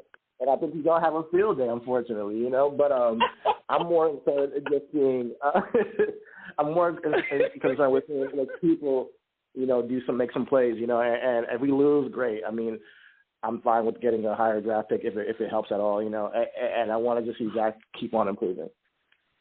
Okay. So give me your final score predictions, CT, man. How do you think this ends up? I think it's going to be like 34 to like 14, maybe 17, 34-17, I'll say, in favor of Tampa Bay. Ooh, 34-17 Tampa. All right, CT. CT showing up and just, you know, bringing the smiles to everyone's face. He's always so positive. He's always so positive. I gotta be, man. Well, we got something going on. Next year is going to be special, I bet. Yeah. Salute to you, CT. Listen, I got to get back to these lines. You have yourself a good night, all right, my friend? You too. Happy New Year. All right, same to you. Happy New Year as well. Happy holidays to you and your family. Absolutely. Listen, CT. You know, I love talking to CT. It is what it is. You know, he keeps it real. Again, 515-602-9639. 515-602-9639 is the number. Call in. We're taking all callers. We will get to everyone. Please be patient. Salutes to my guy, Manny C, in the chat. Manny C says, finally, Barrios is getting some respect. The man has been doing his job from the beginning, and people just hated on him because of memes. All I hear now is we need to lock him up. Listen, Braxton Barrios has been handling his business, all right? He's one of the better kick returners in the league. He's doing his thing. You know, and he gives us a little bit as well in the receiving option, too, on the field. He's a guy that when you look at it, New York Jets should be looking to keep him around for at least 1 or 2 more years. You know what I mean? Why not? Especially when he's having so much success for us, again, special teams-wise. We haven't had a guy that, you know, has been so much of an impact for us kick returner-wise since maybe Andre Roberts. You know what I'm saying? So we're going to continue going to these lines. Again, we're talking about a lot of things. We got the Tampa Bay game coming up. Bruce Arians dealing with the situation of what's going on in the world. I know Mike Evans as well is dealing with the situation that's going on in the world. There's a lot of things happening, a lot of things moving. Everyone knows, you know, what's going on in the NFL, why people are wearing masks. You know how YouTube handles business. You know what I'm saying? So it could be different. Bruce Arians, we could actually be playing the Tampa Bay Buccaneers. If Bruce Arians does not clear the protocols, we could be playing it against a coach that's a stand-in for him. You know what I'm saying? So that could have an effect there. So we'll continue to talk about everything. Again, 515-602-9639. 515-602-9639 is the number. Call in. Give the stream a thumbs up. Please, you know, share the stream as well if you can. Subscribe if you have not subscribed. Hit that super chat if you like to support the platform. Also hit the Cash App as well if you just like to hit me in the Cash App. It's always greatly appreciated. Anything you give to the platform is greatly appreciated. And again, please give the stream a thumbs up. So we're going to continue going to these lines. Next, I'm going to my guy, Bill, man. I'm going to Bill. Bill knows his Jets. You know what I'm saying? Salutes to you, Bill. I want to thank you for calling in tonight. Bill, give me your thought about this Jets win against the Jaguars. How are you feeling about Zach Wilson getting 91 yards on the ground, rushing for a touchdown, and getting his 4 carries on, man? He's moving things with his feet. How are you feeling about his approach and attack on the Jacksonville Jaguars defense? Hey, anything they'll give up, I'll take. I think I don't understand why people have any issue. Receivers were out. We had a lot of guys out. He did what needed to be done. It's like he did in college. He was more relaxed. You can tell he was, you know, he had some pressure, but he responded the way he would in college. He wasn't thinking too much back there, which was a problem when he came back from the injury. He had probably a lot of new things to think about. After watching for a little bit and kind of got caught up in the process, he didn't seem like he got caught up in the process, becoming more natural. So, he's on the right track. Looked good. Very pleased. Yeah. Yeah, he did, man. He did. He was out there running around and taking care of business. You know what I'm saying? Look, and again, there's a lot of Jets fans that want to dump on him. He only had 102 yards throwing the ball, blah, blah, blah, blah, blah. I don't care. I'm telling you, I don't care. Exactly. I don't care. Yeah. 14-22, 102. He threw for a touchdown. He did what it took, like we said as well. There's a lot of guys out making plays when it matters. That's all I care about, all right, especially at this point in the season. I need to see him continue to string along these type of games more consistently where he's playing solid for the full quarters, but had no turnovers and handled business. Now, another guy that also made plays, my guy Michael Carter, man. What are your thoughts about his impact offensively for the New York Jets? Carter is just finding ways to constantly make plays with the ball in his hand, man. Yeah, he was a natural. I mean, that pick was a natural pick. Anyone who watched him in college, he had he platooned with another player in North Carolina. Both those guys got selected in good situations, and so they had a little bit of not a lot of wear and tear on him from college. And he knows how to play the game. You watch him; he understands where he needs to go. He's aggressive. He fights through the contact, which is what you want. So that guy was a gem. A lot of people didn't have their eye on him. I can't say that I had my eye on him, but after the draft, took a look at the guy. He was solid and he's shown improved. So. They have to build around, like you mentioned, right now. It's a matter of looking at this from perspective. The guys are still looking at this from week to week in terms of the team's performance overall. We have to focus on the young performers. The team obviously is in transition. You guys have been talking about the draft and free agency. There's going to be a lot of changes. So the guys are consistently going to be there. We have to focus on their performance, and we can't be upset with those two guys last week. That's for sure. Mm-hmm. Yeah, you're completely right. Now, you talked about transition. You're talking about going forward. Now we're looking at it. Conor McGovern, it looks like he's going to miss the rest of the season. We know Mekhi Becton, we thought he would, or a lot of people thought he would be back, but he's going to miss the rest of the season. What are your thoughts about the look of the New York Jets offensive line going forward? And does this, in your mind, kind of change the way the New York Jets should handle their draft strategy? I don't think it changes the strategy. I think the strategy all along was going to be for the next couple of years was, high offensive line, going back, with Becton. Then you had Vera Tucker, and I think they're going to continue. You have to build that line. There's 5 positions on there. You need depth. So to just sort of, figure, we got 2 guys, we're okay, especially one guy who has injuries, the way he plays the game all the way through college. When he was at Louisville, the guy shoves people around a lot. He's got a lot of unnatural offensive lineman, stress on his body. I'm sure what he's coached. He's going to have injuries. I kind of figured that coming in. The guy plays the way he plays. He's got a lot of injuries. That's not going away. So the teams have to decide what we think about that. In terms of the offensive line, I hear you're talking about the center. I haven't done a deep dive yet in terms of the guys coming out, but I think clearly, Joe D was going offensive line. We have the 2 picks. It wouldn't surprise me if we go ahead and get your guy at the 2nd pick, depending on how the draft falls. I know a lot of guys don't want to hear about that, but at the end of the day, you build from the inside out, and I don't think it changes the urgency.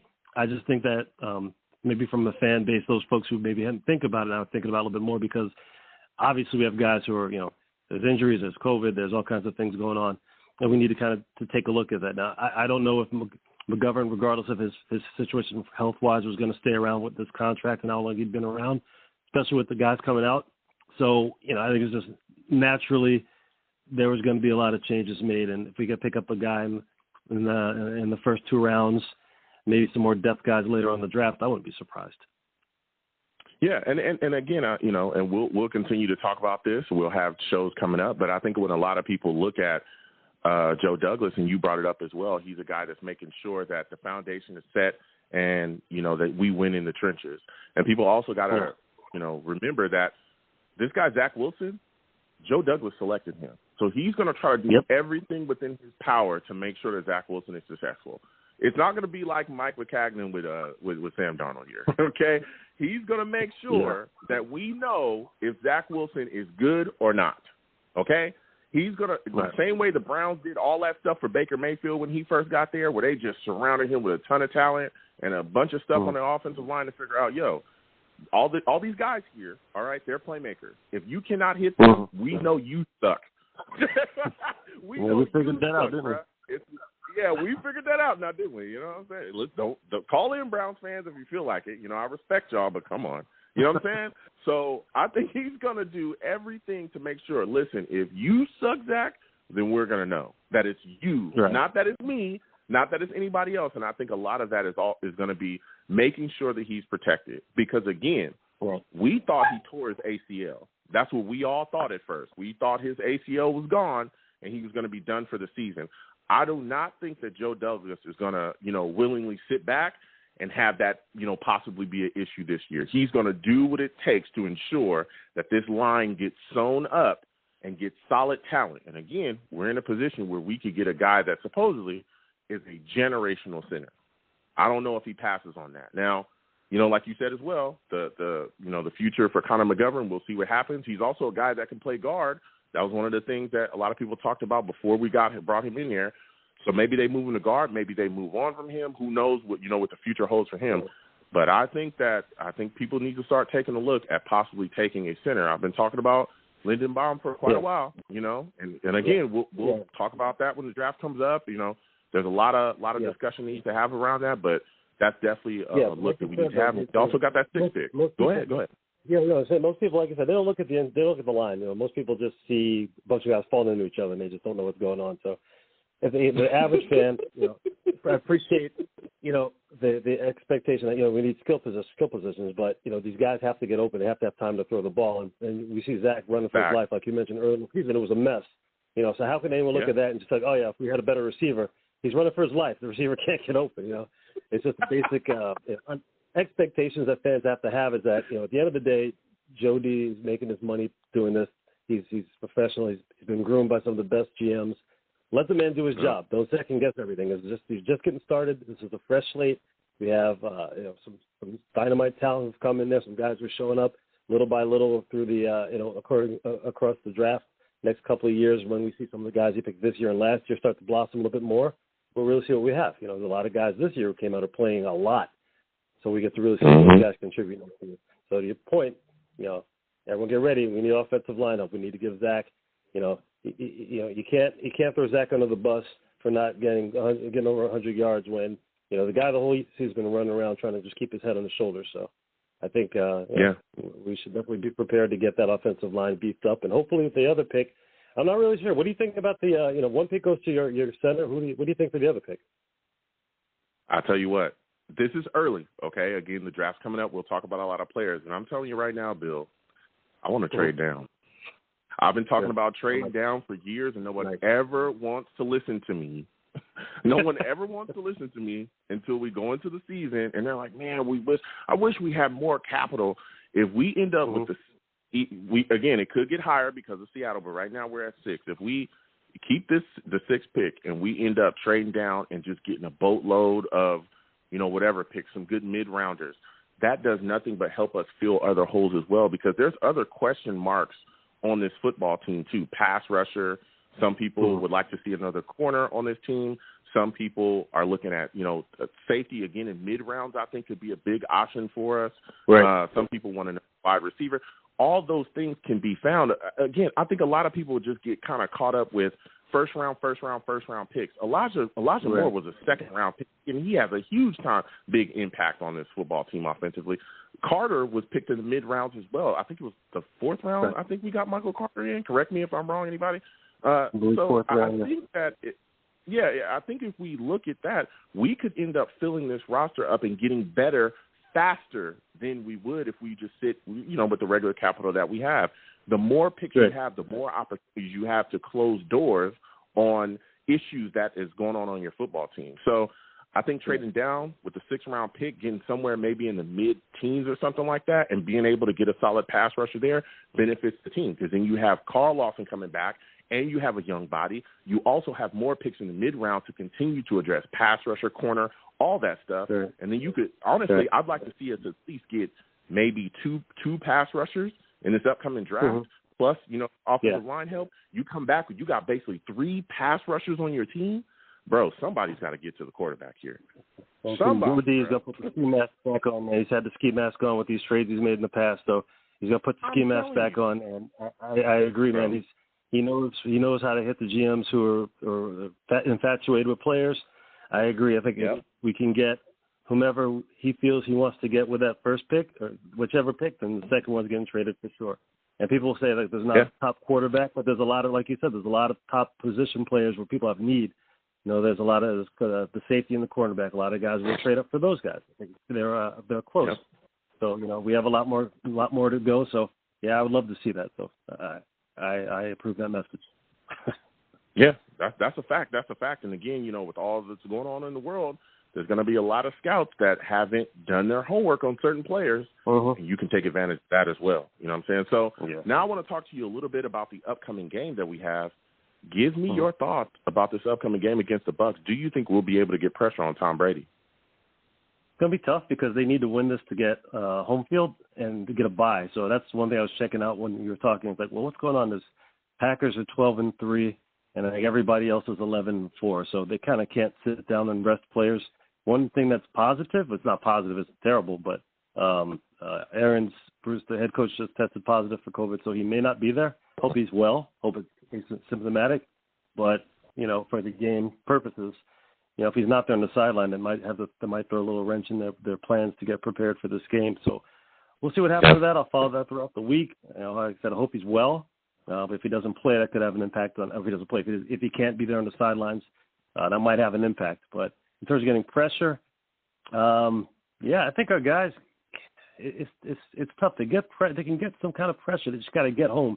You see guys who can get through, but they get penetration on the offensive line, but they're not getting to the quarterback as much as I'd like to see. I don't know really what's going on. I have to start looking at the defensive coordinator, see what's going on there. But it's going to be tough. You have Tom Brady, who's going to take advantage of the defense anyway, because we have that bend but don't break. We have guys in the flat with the flats wide open.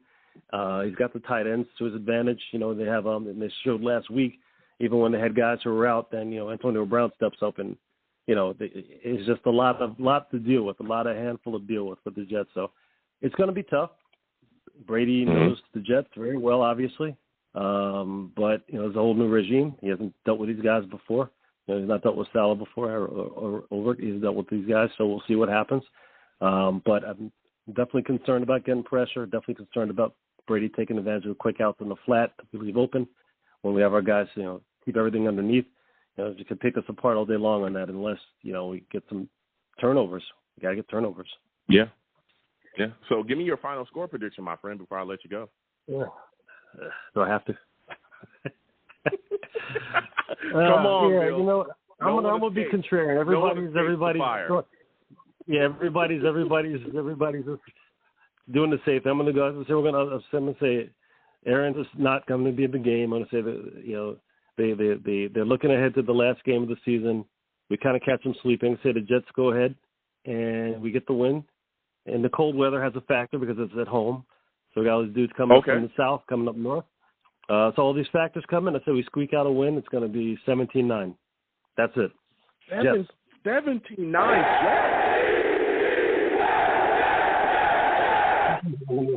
I'm going to just go to Vegas and get it all.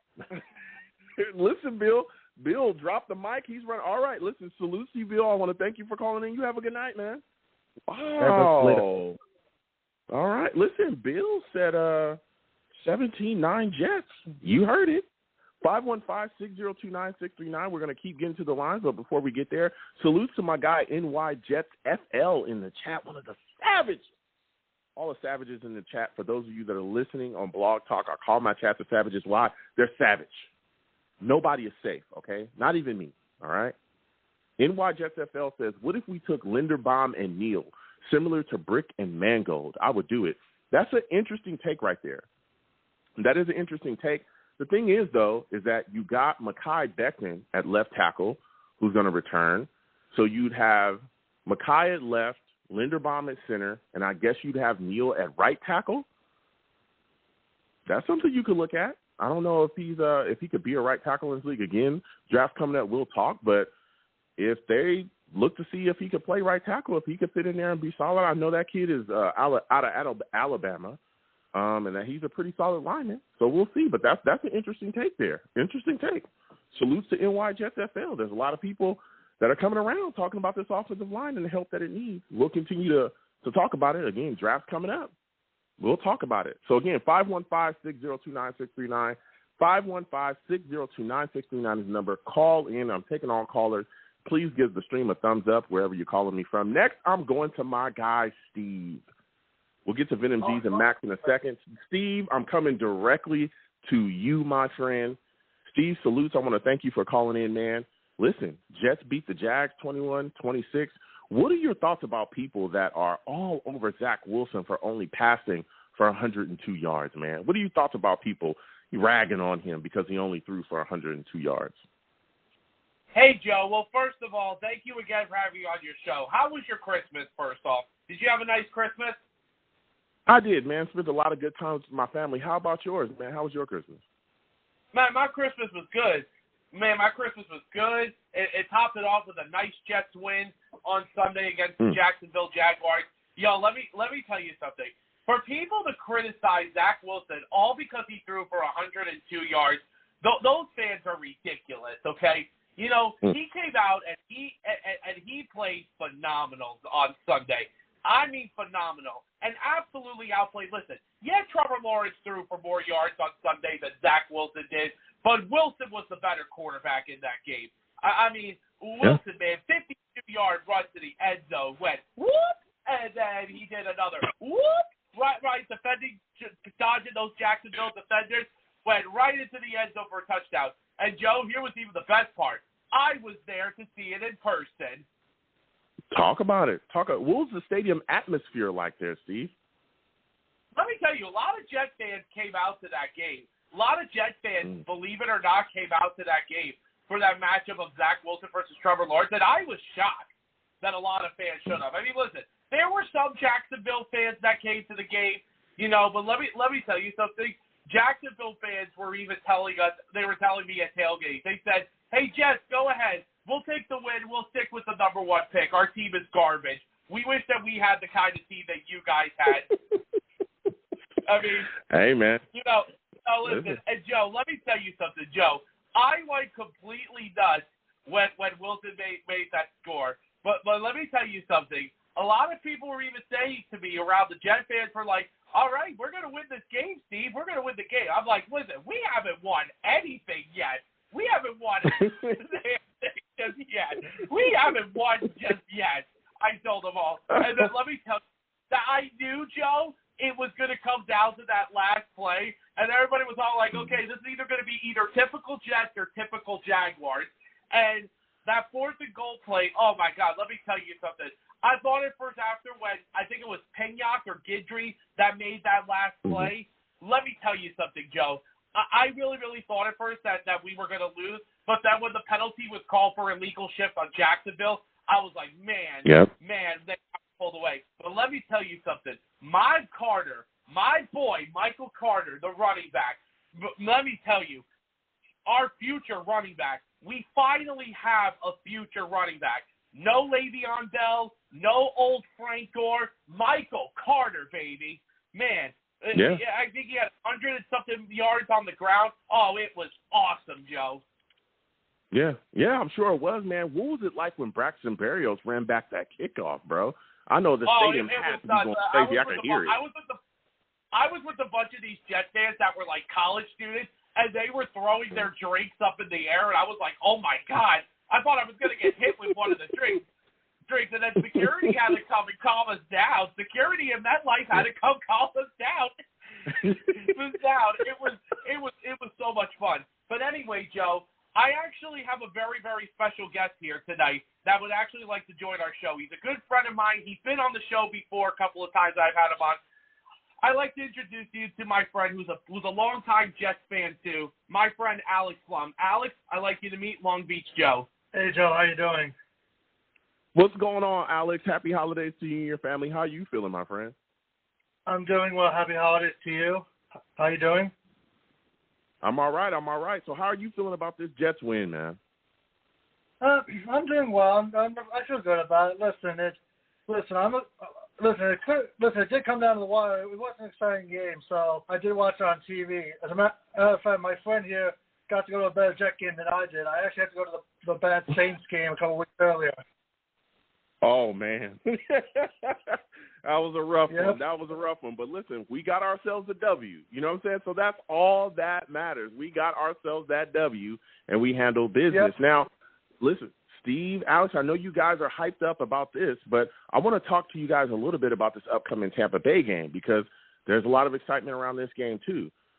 Do you folks think that we'll be able to get pressure on Tom Brady?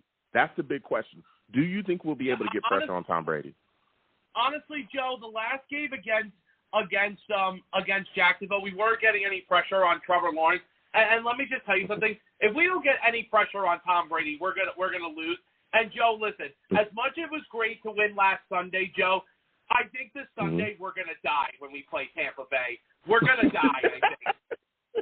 Even though we're at home, I think we're going to die. Well, listen, I do. Go ahead. Unfortunately, I do kind of agree with my friend Steve here, but, listen, I do have kind of a bad feeling about this. But I will admit, Joe, the only thing I do like about the Buccaneers, I've always liked their logo with the Pirates flag, so that's the only thing I'll give the Buccaneers a little for. All right. Well, give me your final score predictions, all right? How do you think the score ends up? What do you think happens in the game?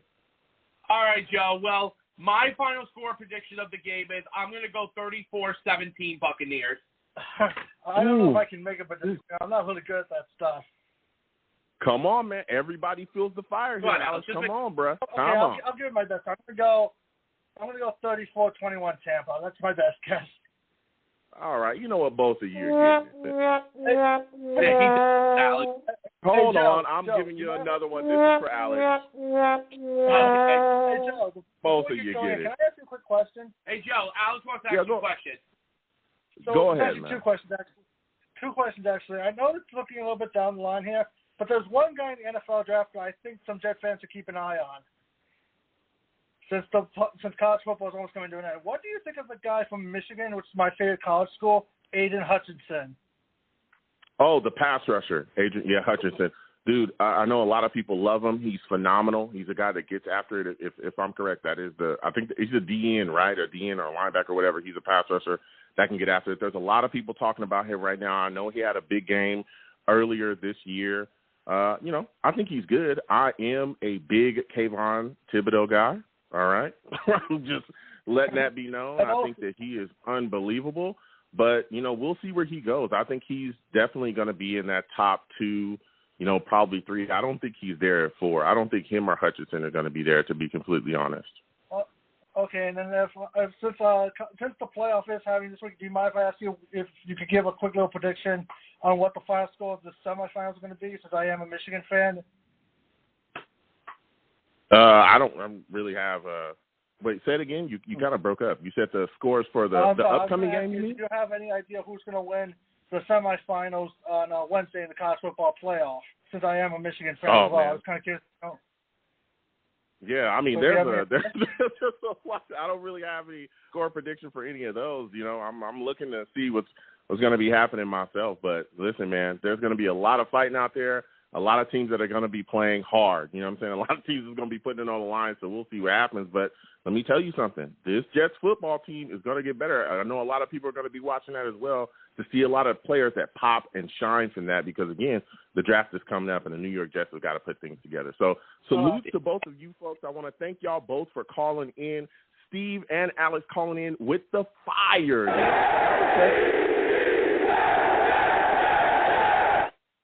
I respect it. We'll keep getting to these lines. Again, I want to thank Steve and Alex for calling in. 515-602-9639. 515-602-9639 is the number. Call in. We're taking all callers. Next, I'm going to my guy, Venom G's, man. Venom G's, salutes to you.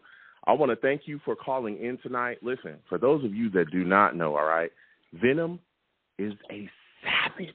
All right?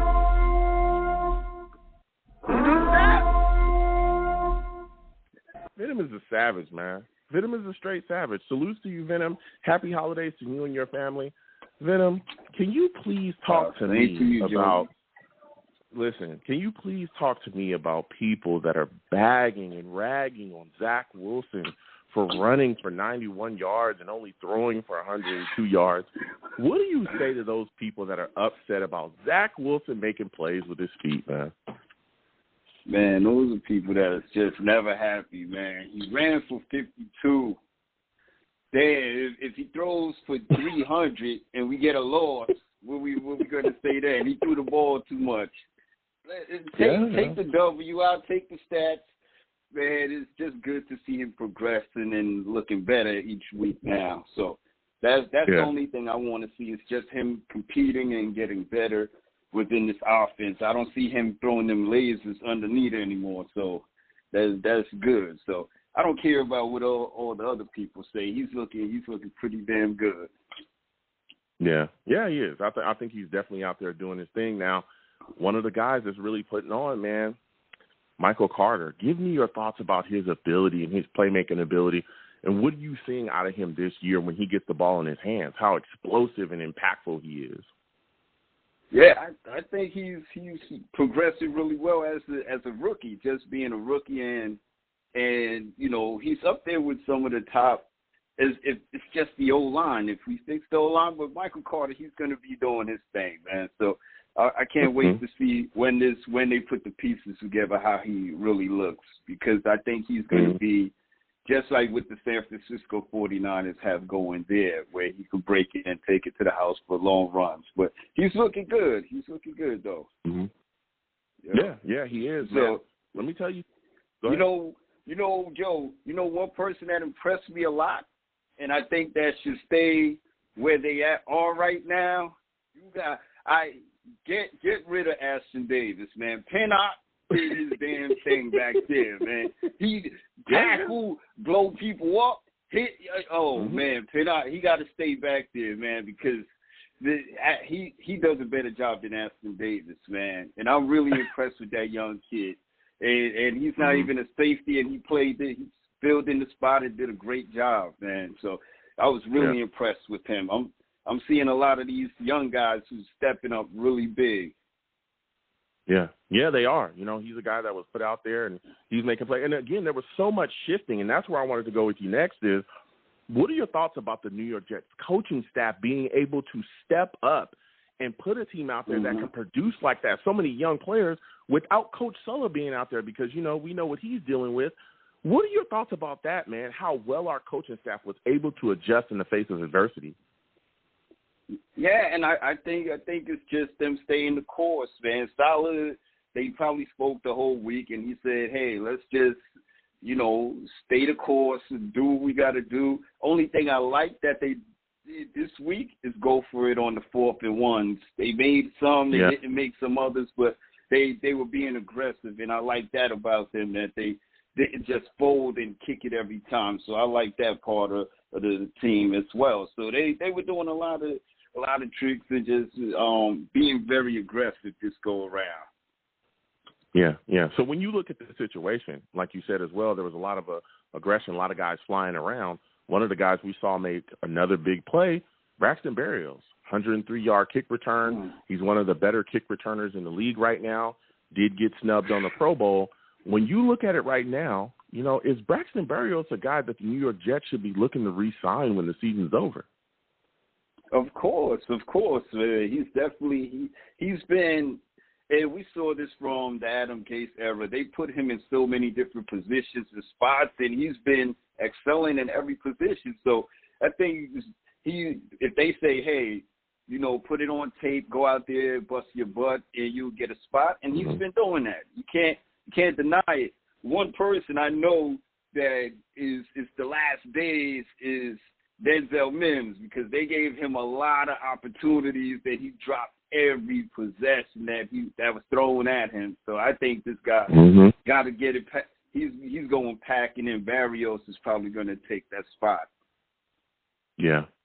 I mean, we'll see, man, because this guy, I'm telling you, he's making plays, particularly on special teams. We haven't had a guy really do some of the things that he's doing for us on special teams since, Andre Roberts?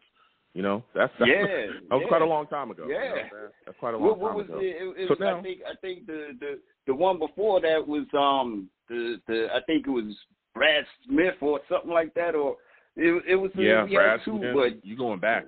Yeah, you going way back. You know, man. I'm a Jets fan.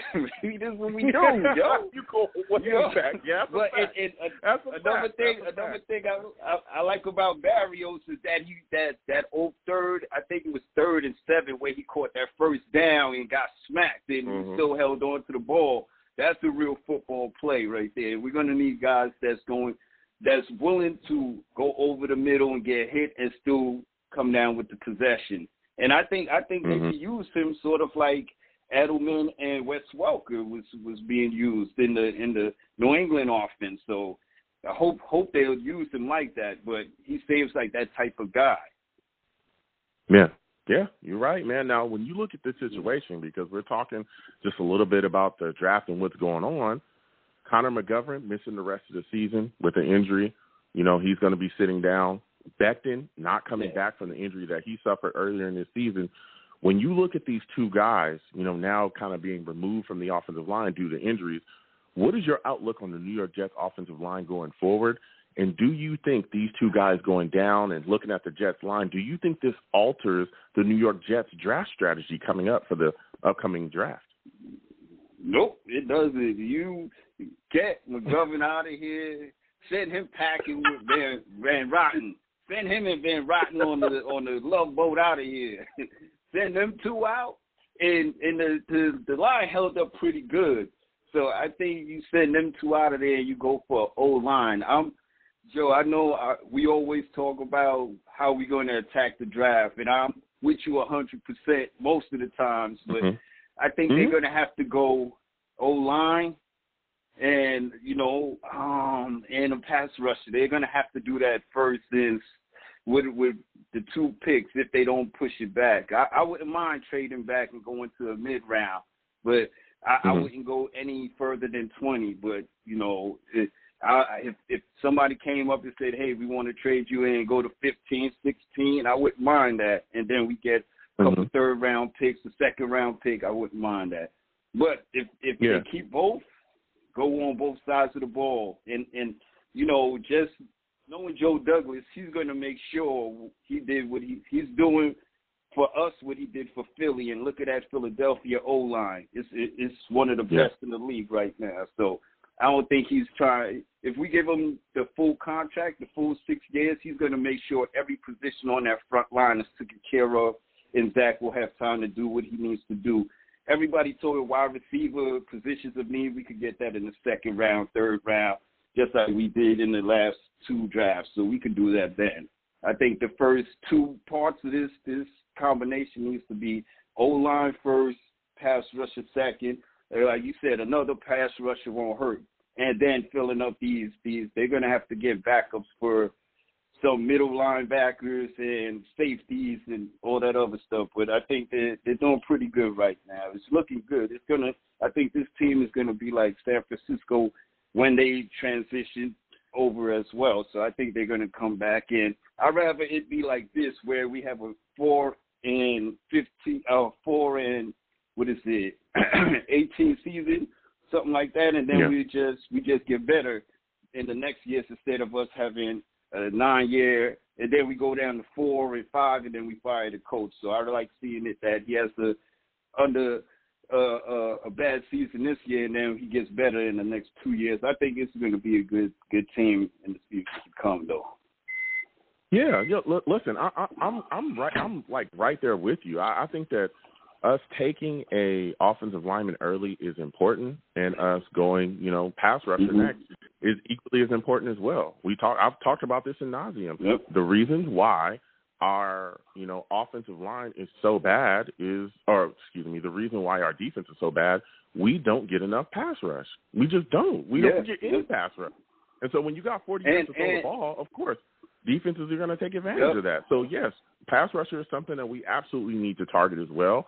But like you said as well, I think trading down and still being able to get a guy that can rush the passer to add to Carl Lawson when he comes back, I think it's huge, man. Yep. I think it's huge.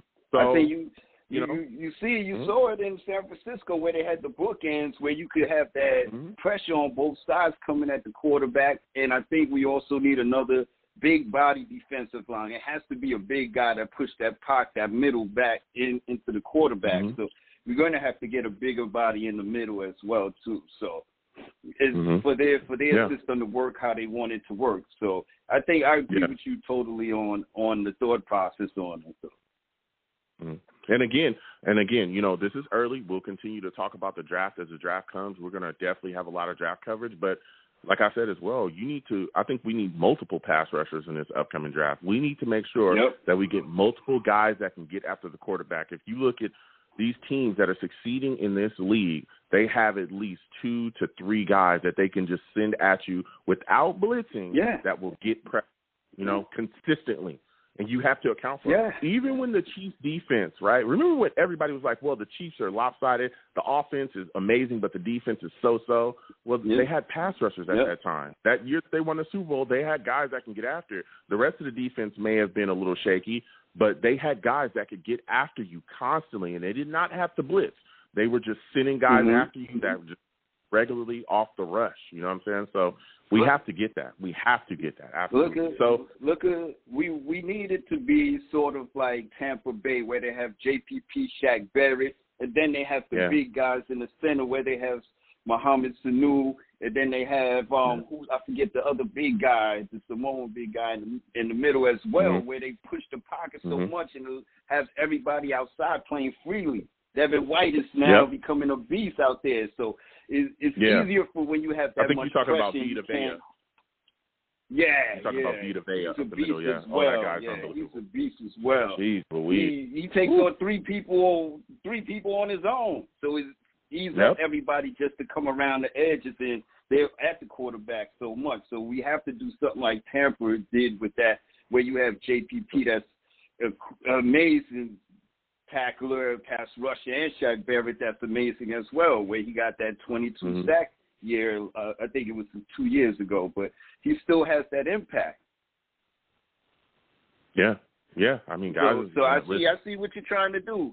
I see what you're trying to do, and I'm falling in line right behind you, Joe.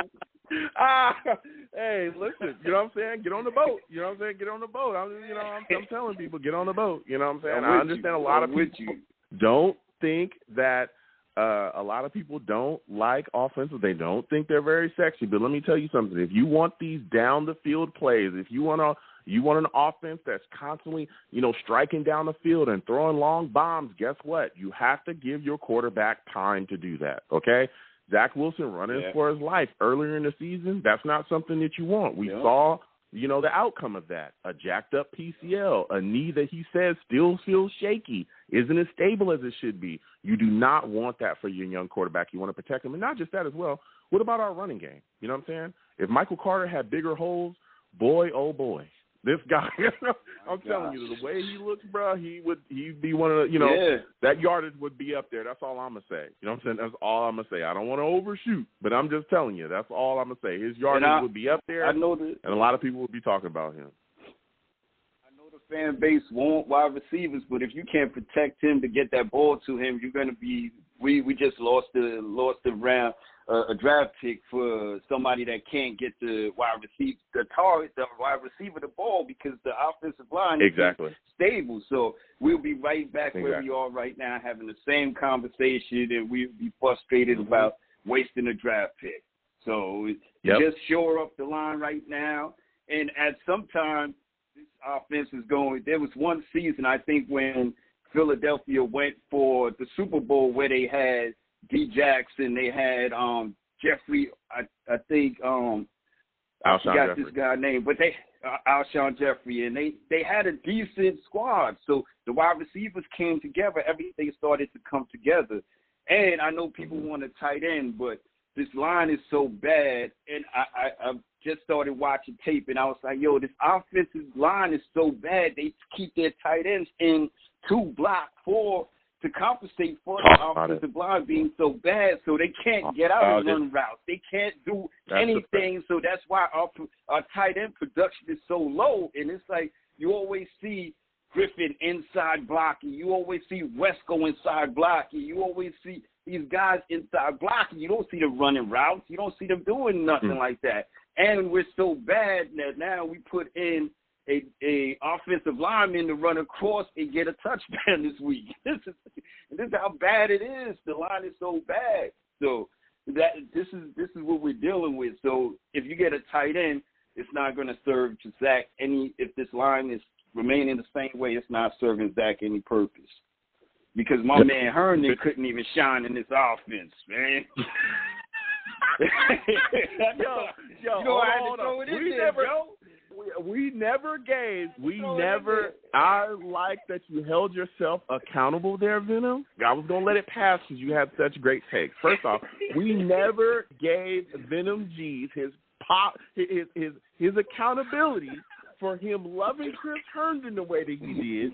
Venom G's came on this program, for those of you that may not remember, because I remember. He came on this program prior to the season starting saying that Chris Herndon was going to turn things around. Chris Herndon was going to be the offensive weapon of the New York Jets.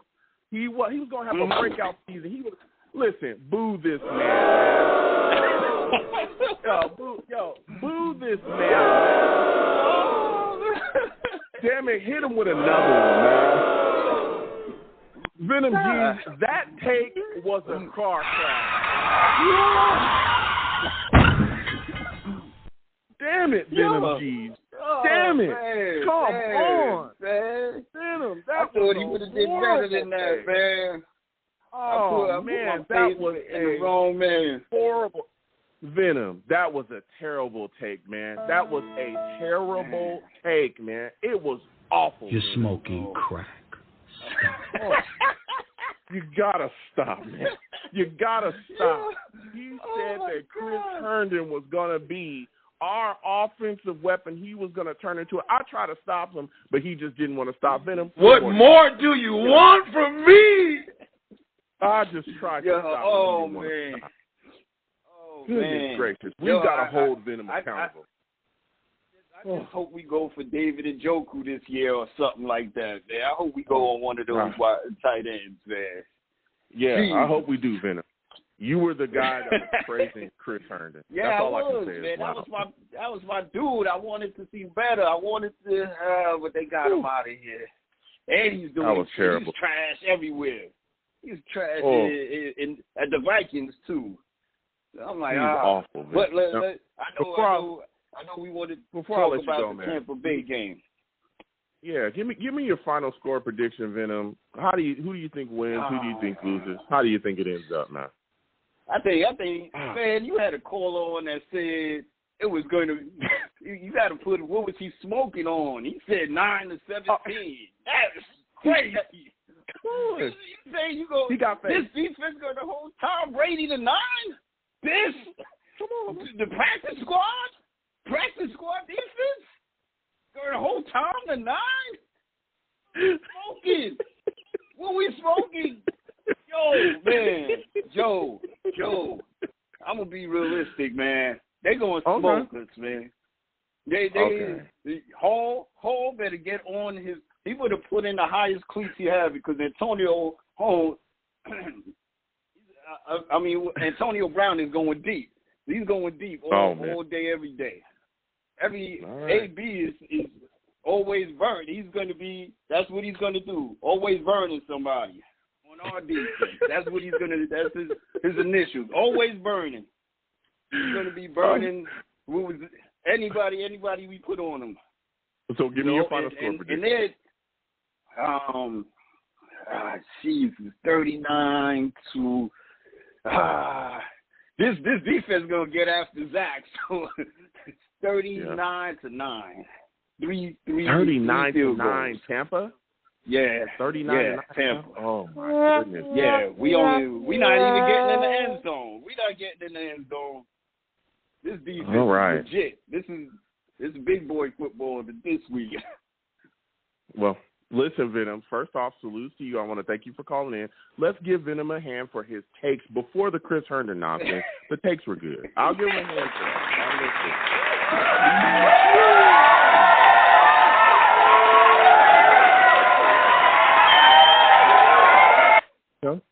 I'll give him a hand for that. I'll give him a hand for those takes. But man, I just want to say, Have a happy holidays, to everybody, and just be safe out there. The row is going crazy, so everybody be safe.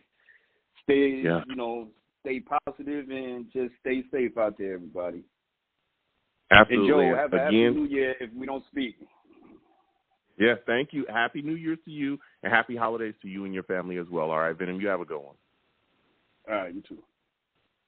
Listen, Venom, we got nothing but love and respect over here for Venom. But that Chris Herndon take was awful. It was awful. Sorry. We're going to keep getting to these lines again. 515-602-9639. 515-602-9639 is the number. Call in. We are taking all callers, all right? Now, quickly, we're going to continue to get to these lines. I need some quick takes from these people. Mickey, we're coming directly to you. Maxwell, we'll come to you in a second. Mickey, salutes to you. I want to thank you for calling in tonight. Mickey, give me your thoughts about Zach Wilson running for 91 yards in the TD. How are you feeling about what he was able to do with his feet, man? It wasn't really about what Zach Wilson could do with his feet or whatever. It was really about me in that moment because I was holding my PS2 controller and I had the Game Shark on it. And for whatever reason, I was like, you know what, let me just try to, goof around, put some old codes in. And, right after I did that, about 15 minutes later, he runs for this amazing, 85, 95, 105-yard run for a touchdown. So I'm not saying that I am directly responsible for it, but I'm also not saying that I'm not responsible for it. So, you can take that whatever way you want to take it. Take it as I will, huh? I respect that. Now, when you look forward to this Tampa Bay game, because that's what we got on the horizon, a lot of people are looking at it and saying, hey, we need to get pressure on Tom Brady. We need to get after him. Do you think that you'll be able to put that Game Shark on top of that PS again and get us some pressure on Tom Brady? Is that what's going to happen, my friend? Absolutely. I have 100% confidence that the New York Jets are going to defeat the Tampa Bay Buccaneers. Okay. I'm not kidding. I'm being serious. Let's get to it. Listen, Mickey. Now, again, we're here with quick takes because the show is closing. Give me your final score prediction, man. How do you think this ends up? What do you think the score is going to be? 21-14 Jets. 21 any given Sunday. Jets? Okay. And sometimes, sometimes it's football. It's not supposed to make sense. One of the most famous football quotes ever is 90% of the game is half mental. That doesn't make any sense. But for whatever reason, it keeps making the rounds and it's still very popular. Why not? Sometimes you're out with your friends, you've had too many drinks, you're like, you know what, I'm going to have one more drink because why not? And you wind up just getting obliterated. It's the same mindset with this one. Why not the Jets beat the Tampa Bay Buccaneers? Why not? Who better than us? All right, listen.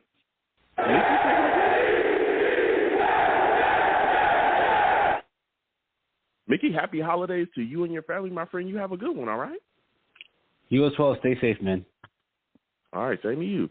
We're going to keep getting to these lines again. 515-602-9639. 515-602-9639 is the number. We are coming to the close of the show, so we're getting these quick takes. Maxwell, we're coming directly to you. Max, salutes to you. I want to thank you for calling in. Max, what are your thoughts about Zach Wilson, what he was able to do against the Jags, man? Big rushing on the ground, 102 yards throwing. How'd you feel about it? I think Zach Wilson played really good last week. His runs are very good. His touchdown run reminded me of Lamar Jackson, usually in the end zone. And I don't know why Jets fans are complaining about his performance. Earlier in the season, yes, I understand why the Jets are complaining. I thought Zach Wilson wasn't that good until he came back from his injuries. In the beginning of the season, he only had 4 touchdown passes. Mike White was a lot better than him. But since his injury came back, even though the first game I was concerned, said, Zach Wilson, he's been improving every week. He hasn't thrown a pick in 2 weeks. And since Zach Wilson came back from his injury, 7 touchdowns, 2 interceptions. He's been very good. Yeah. I do not know. And just think, draft another quarterback. If Zach Wilson keeps improving, no. But if Zach Wilson regresses, I might think that the Jets will draft a quarterback. I do not want that because I think Zach Wilson could be very talented in this league. Yeah, you're talking some stuff right now, Max. You're really bringing the takes. Now, when you look at this situation and you look at Tampa Bay, the upcoming game, how concerned are you about us getting pressure on Tom Brady? Is that something you think that we'll be able to do? I don't think that you can bring pressure on Tom Brady. I'm very concerned. Tom Brady is one of the best quarterbacks of all time. You can't really put pressure on Brady. Our edge rushers are not really that good. I mean, our defense is 32nd ranked in football. I do not think we're going to stop Tom Brady. And he's literally one of the best quarterbacks this year in football. He's going to throw like 4 touchdowns, Tom Brady. Yeah. So now, again, we're going quickly here. Give me your final score prediction. Who do you think wins? Who do you think loses? How do you think this game ends up? Buccaneers 40, Jets 20. I do not. It's going to be a huge blowout. Tampa Bay is the best team in football, and the Jets are. Ooh, go ahead, man. Wow. All right, 40-20. He's taking Tampa Bay. All right, thank you again for Maxwell for calling in. You have yourself a good one, my friend. Salutes to Maxwell, man. Salutes. Again, 515-602 show's coming to a close. We're going to take our final caller. I believe this is Angelo. Angelo, salutes to you. I want to thank you for calling in, my friend. Angelo, give me your thoughts on this upcoming game against Tampa Bay, and how important do you think it is that the New York Jets get pressure on Tom Brady? Yeah, I appreciate you taking the call, man. I just called in, so you saved the best for last, man. Go ahead, listen, quick take. Yeah, I think that this is a nothing game, man. I think the Jets, we just got to play hard and show that we can build some momentum into next year. I don't see us doing much. I don't see us scoring much. Tampa Bay is the best team in football. They're probably going to win the Super Bowl again. So, and they still have something to play for. They're playing for the number 1 spot. So, like the last caller said, I don't even think we're going to put up 20 points, man. But I would like to see a sack, man. I would like to see Franklin Myers get in there or someone.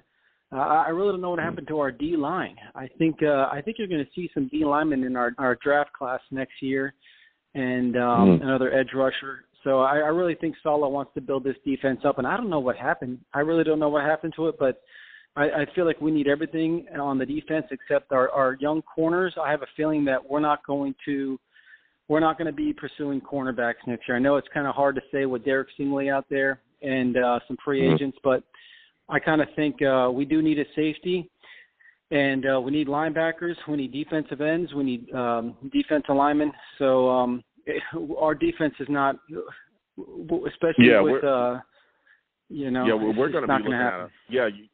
Yeah, you're speaking the truth. We're going to be looking at a lot of things upcoming, and we'll continue to discuss that as that time comes. Now, Angelo, give me your final score prediction really quickly. Who do you think wins? Who do you think loses? How do you think it ends up? You know what? I'll say 32-13. Tampa Bay, obviously. 32. All right. Well, Angelo's talking. Salute to you, Angelo. I want to thank you for calling in. Happy holidays to you and your family, all right? Happy holidays, hey. Happy New Year, man. See ya. Happy New Year to you as well. You have a good one. Listen, Angelo calling in. You know what I'm saying? We're going to close out the show. I'm going to give my take as well. Again, we're short on time. I think it's going to be tough for us. We got a lot of guys that are still on that list. We'll see who comes back. That's one of the huge things as well.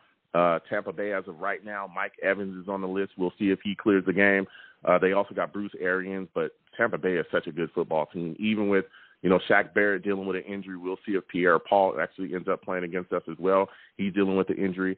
It's tough, man. I'm going to take Tampa Bay 30-14. 30-14, I'm taking Tampa. I'll just hit myself. What can you do? You know what I'm saying? I'm taking Tampa Bay. So with all that said, I'm going to go ahead and close out the show. Listen, I'm the man of the people. I'm here for the people. Let me shamelessly promote my Facebook page. Everyone go on Facebook, search it, The Long Beach Joe Show. Like that page. My content's up there. Go ahead and give it a listen. Message me. I'll message you right back. I love going back and forth to folks about this football team. Also, leave me some feedback. I love hearing about what you folks think I do here on the Long Beach Joe Show. I'm also on Twitter as well at YoungJ000. Again, YoungJ000. All right. Go ahead and follow me. I'll follow you right back. You want to troll me? No issues. I'm the troll that lives under the bridge, and I will have my Vera Tucker jersey on at all times. All right? So you troll me, I'll go right back and forth with you. I love going back and forth with people, and we'll be down there trolling folks. All right? I'm also on YouTube as well at Long Beach Joe Jets. Long Beach Joe Jets on YouTube. We live stream the show on there. We play games together. We have a lot of fun on there, so please go there, Long Beach Joe Jets, subscribe, and if you want to troll me, no problems. Comment on the videos, and I'll troll you right back. And again, when you subscribe, hit that notification bell so when I post content, you folks will be in the know. And as always, people, when you see me in person, it is arms out, chest open, free hugs for everyone. Free hugs for everyone. The hugs will cost you absolutely nothing. Thank you for taking the time out of your day to listen and call into the show. You folks are the absolute best. And again, everyone, please get involved with the Mark V. Lee Toy Drive, okay? Mark V. Lee Toy Drive plastered all over my social media. Go drop a toy off or some money off at a, Atlantic City Fire Department there in New Jersey, and they will do what it takes to get it to those children, all right? So I want to thank you folks for listening. You folks are the greatest. Peace.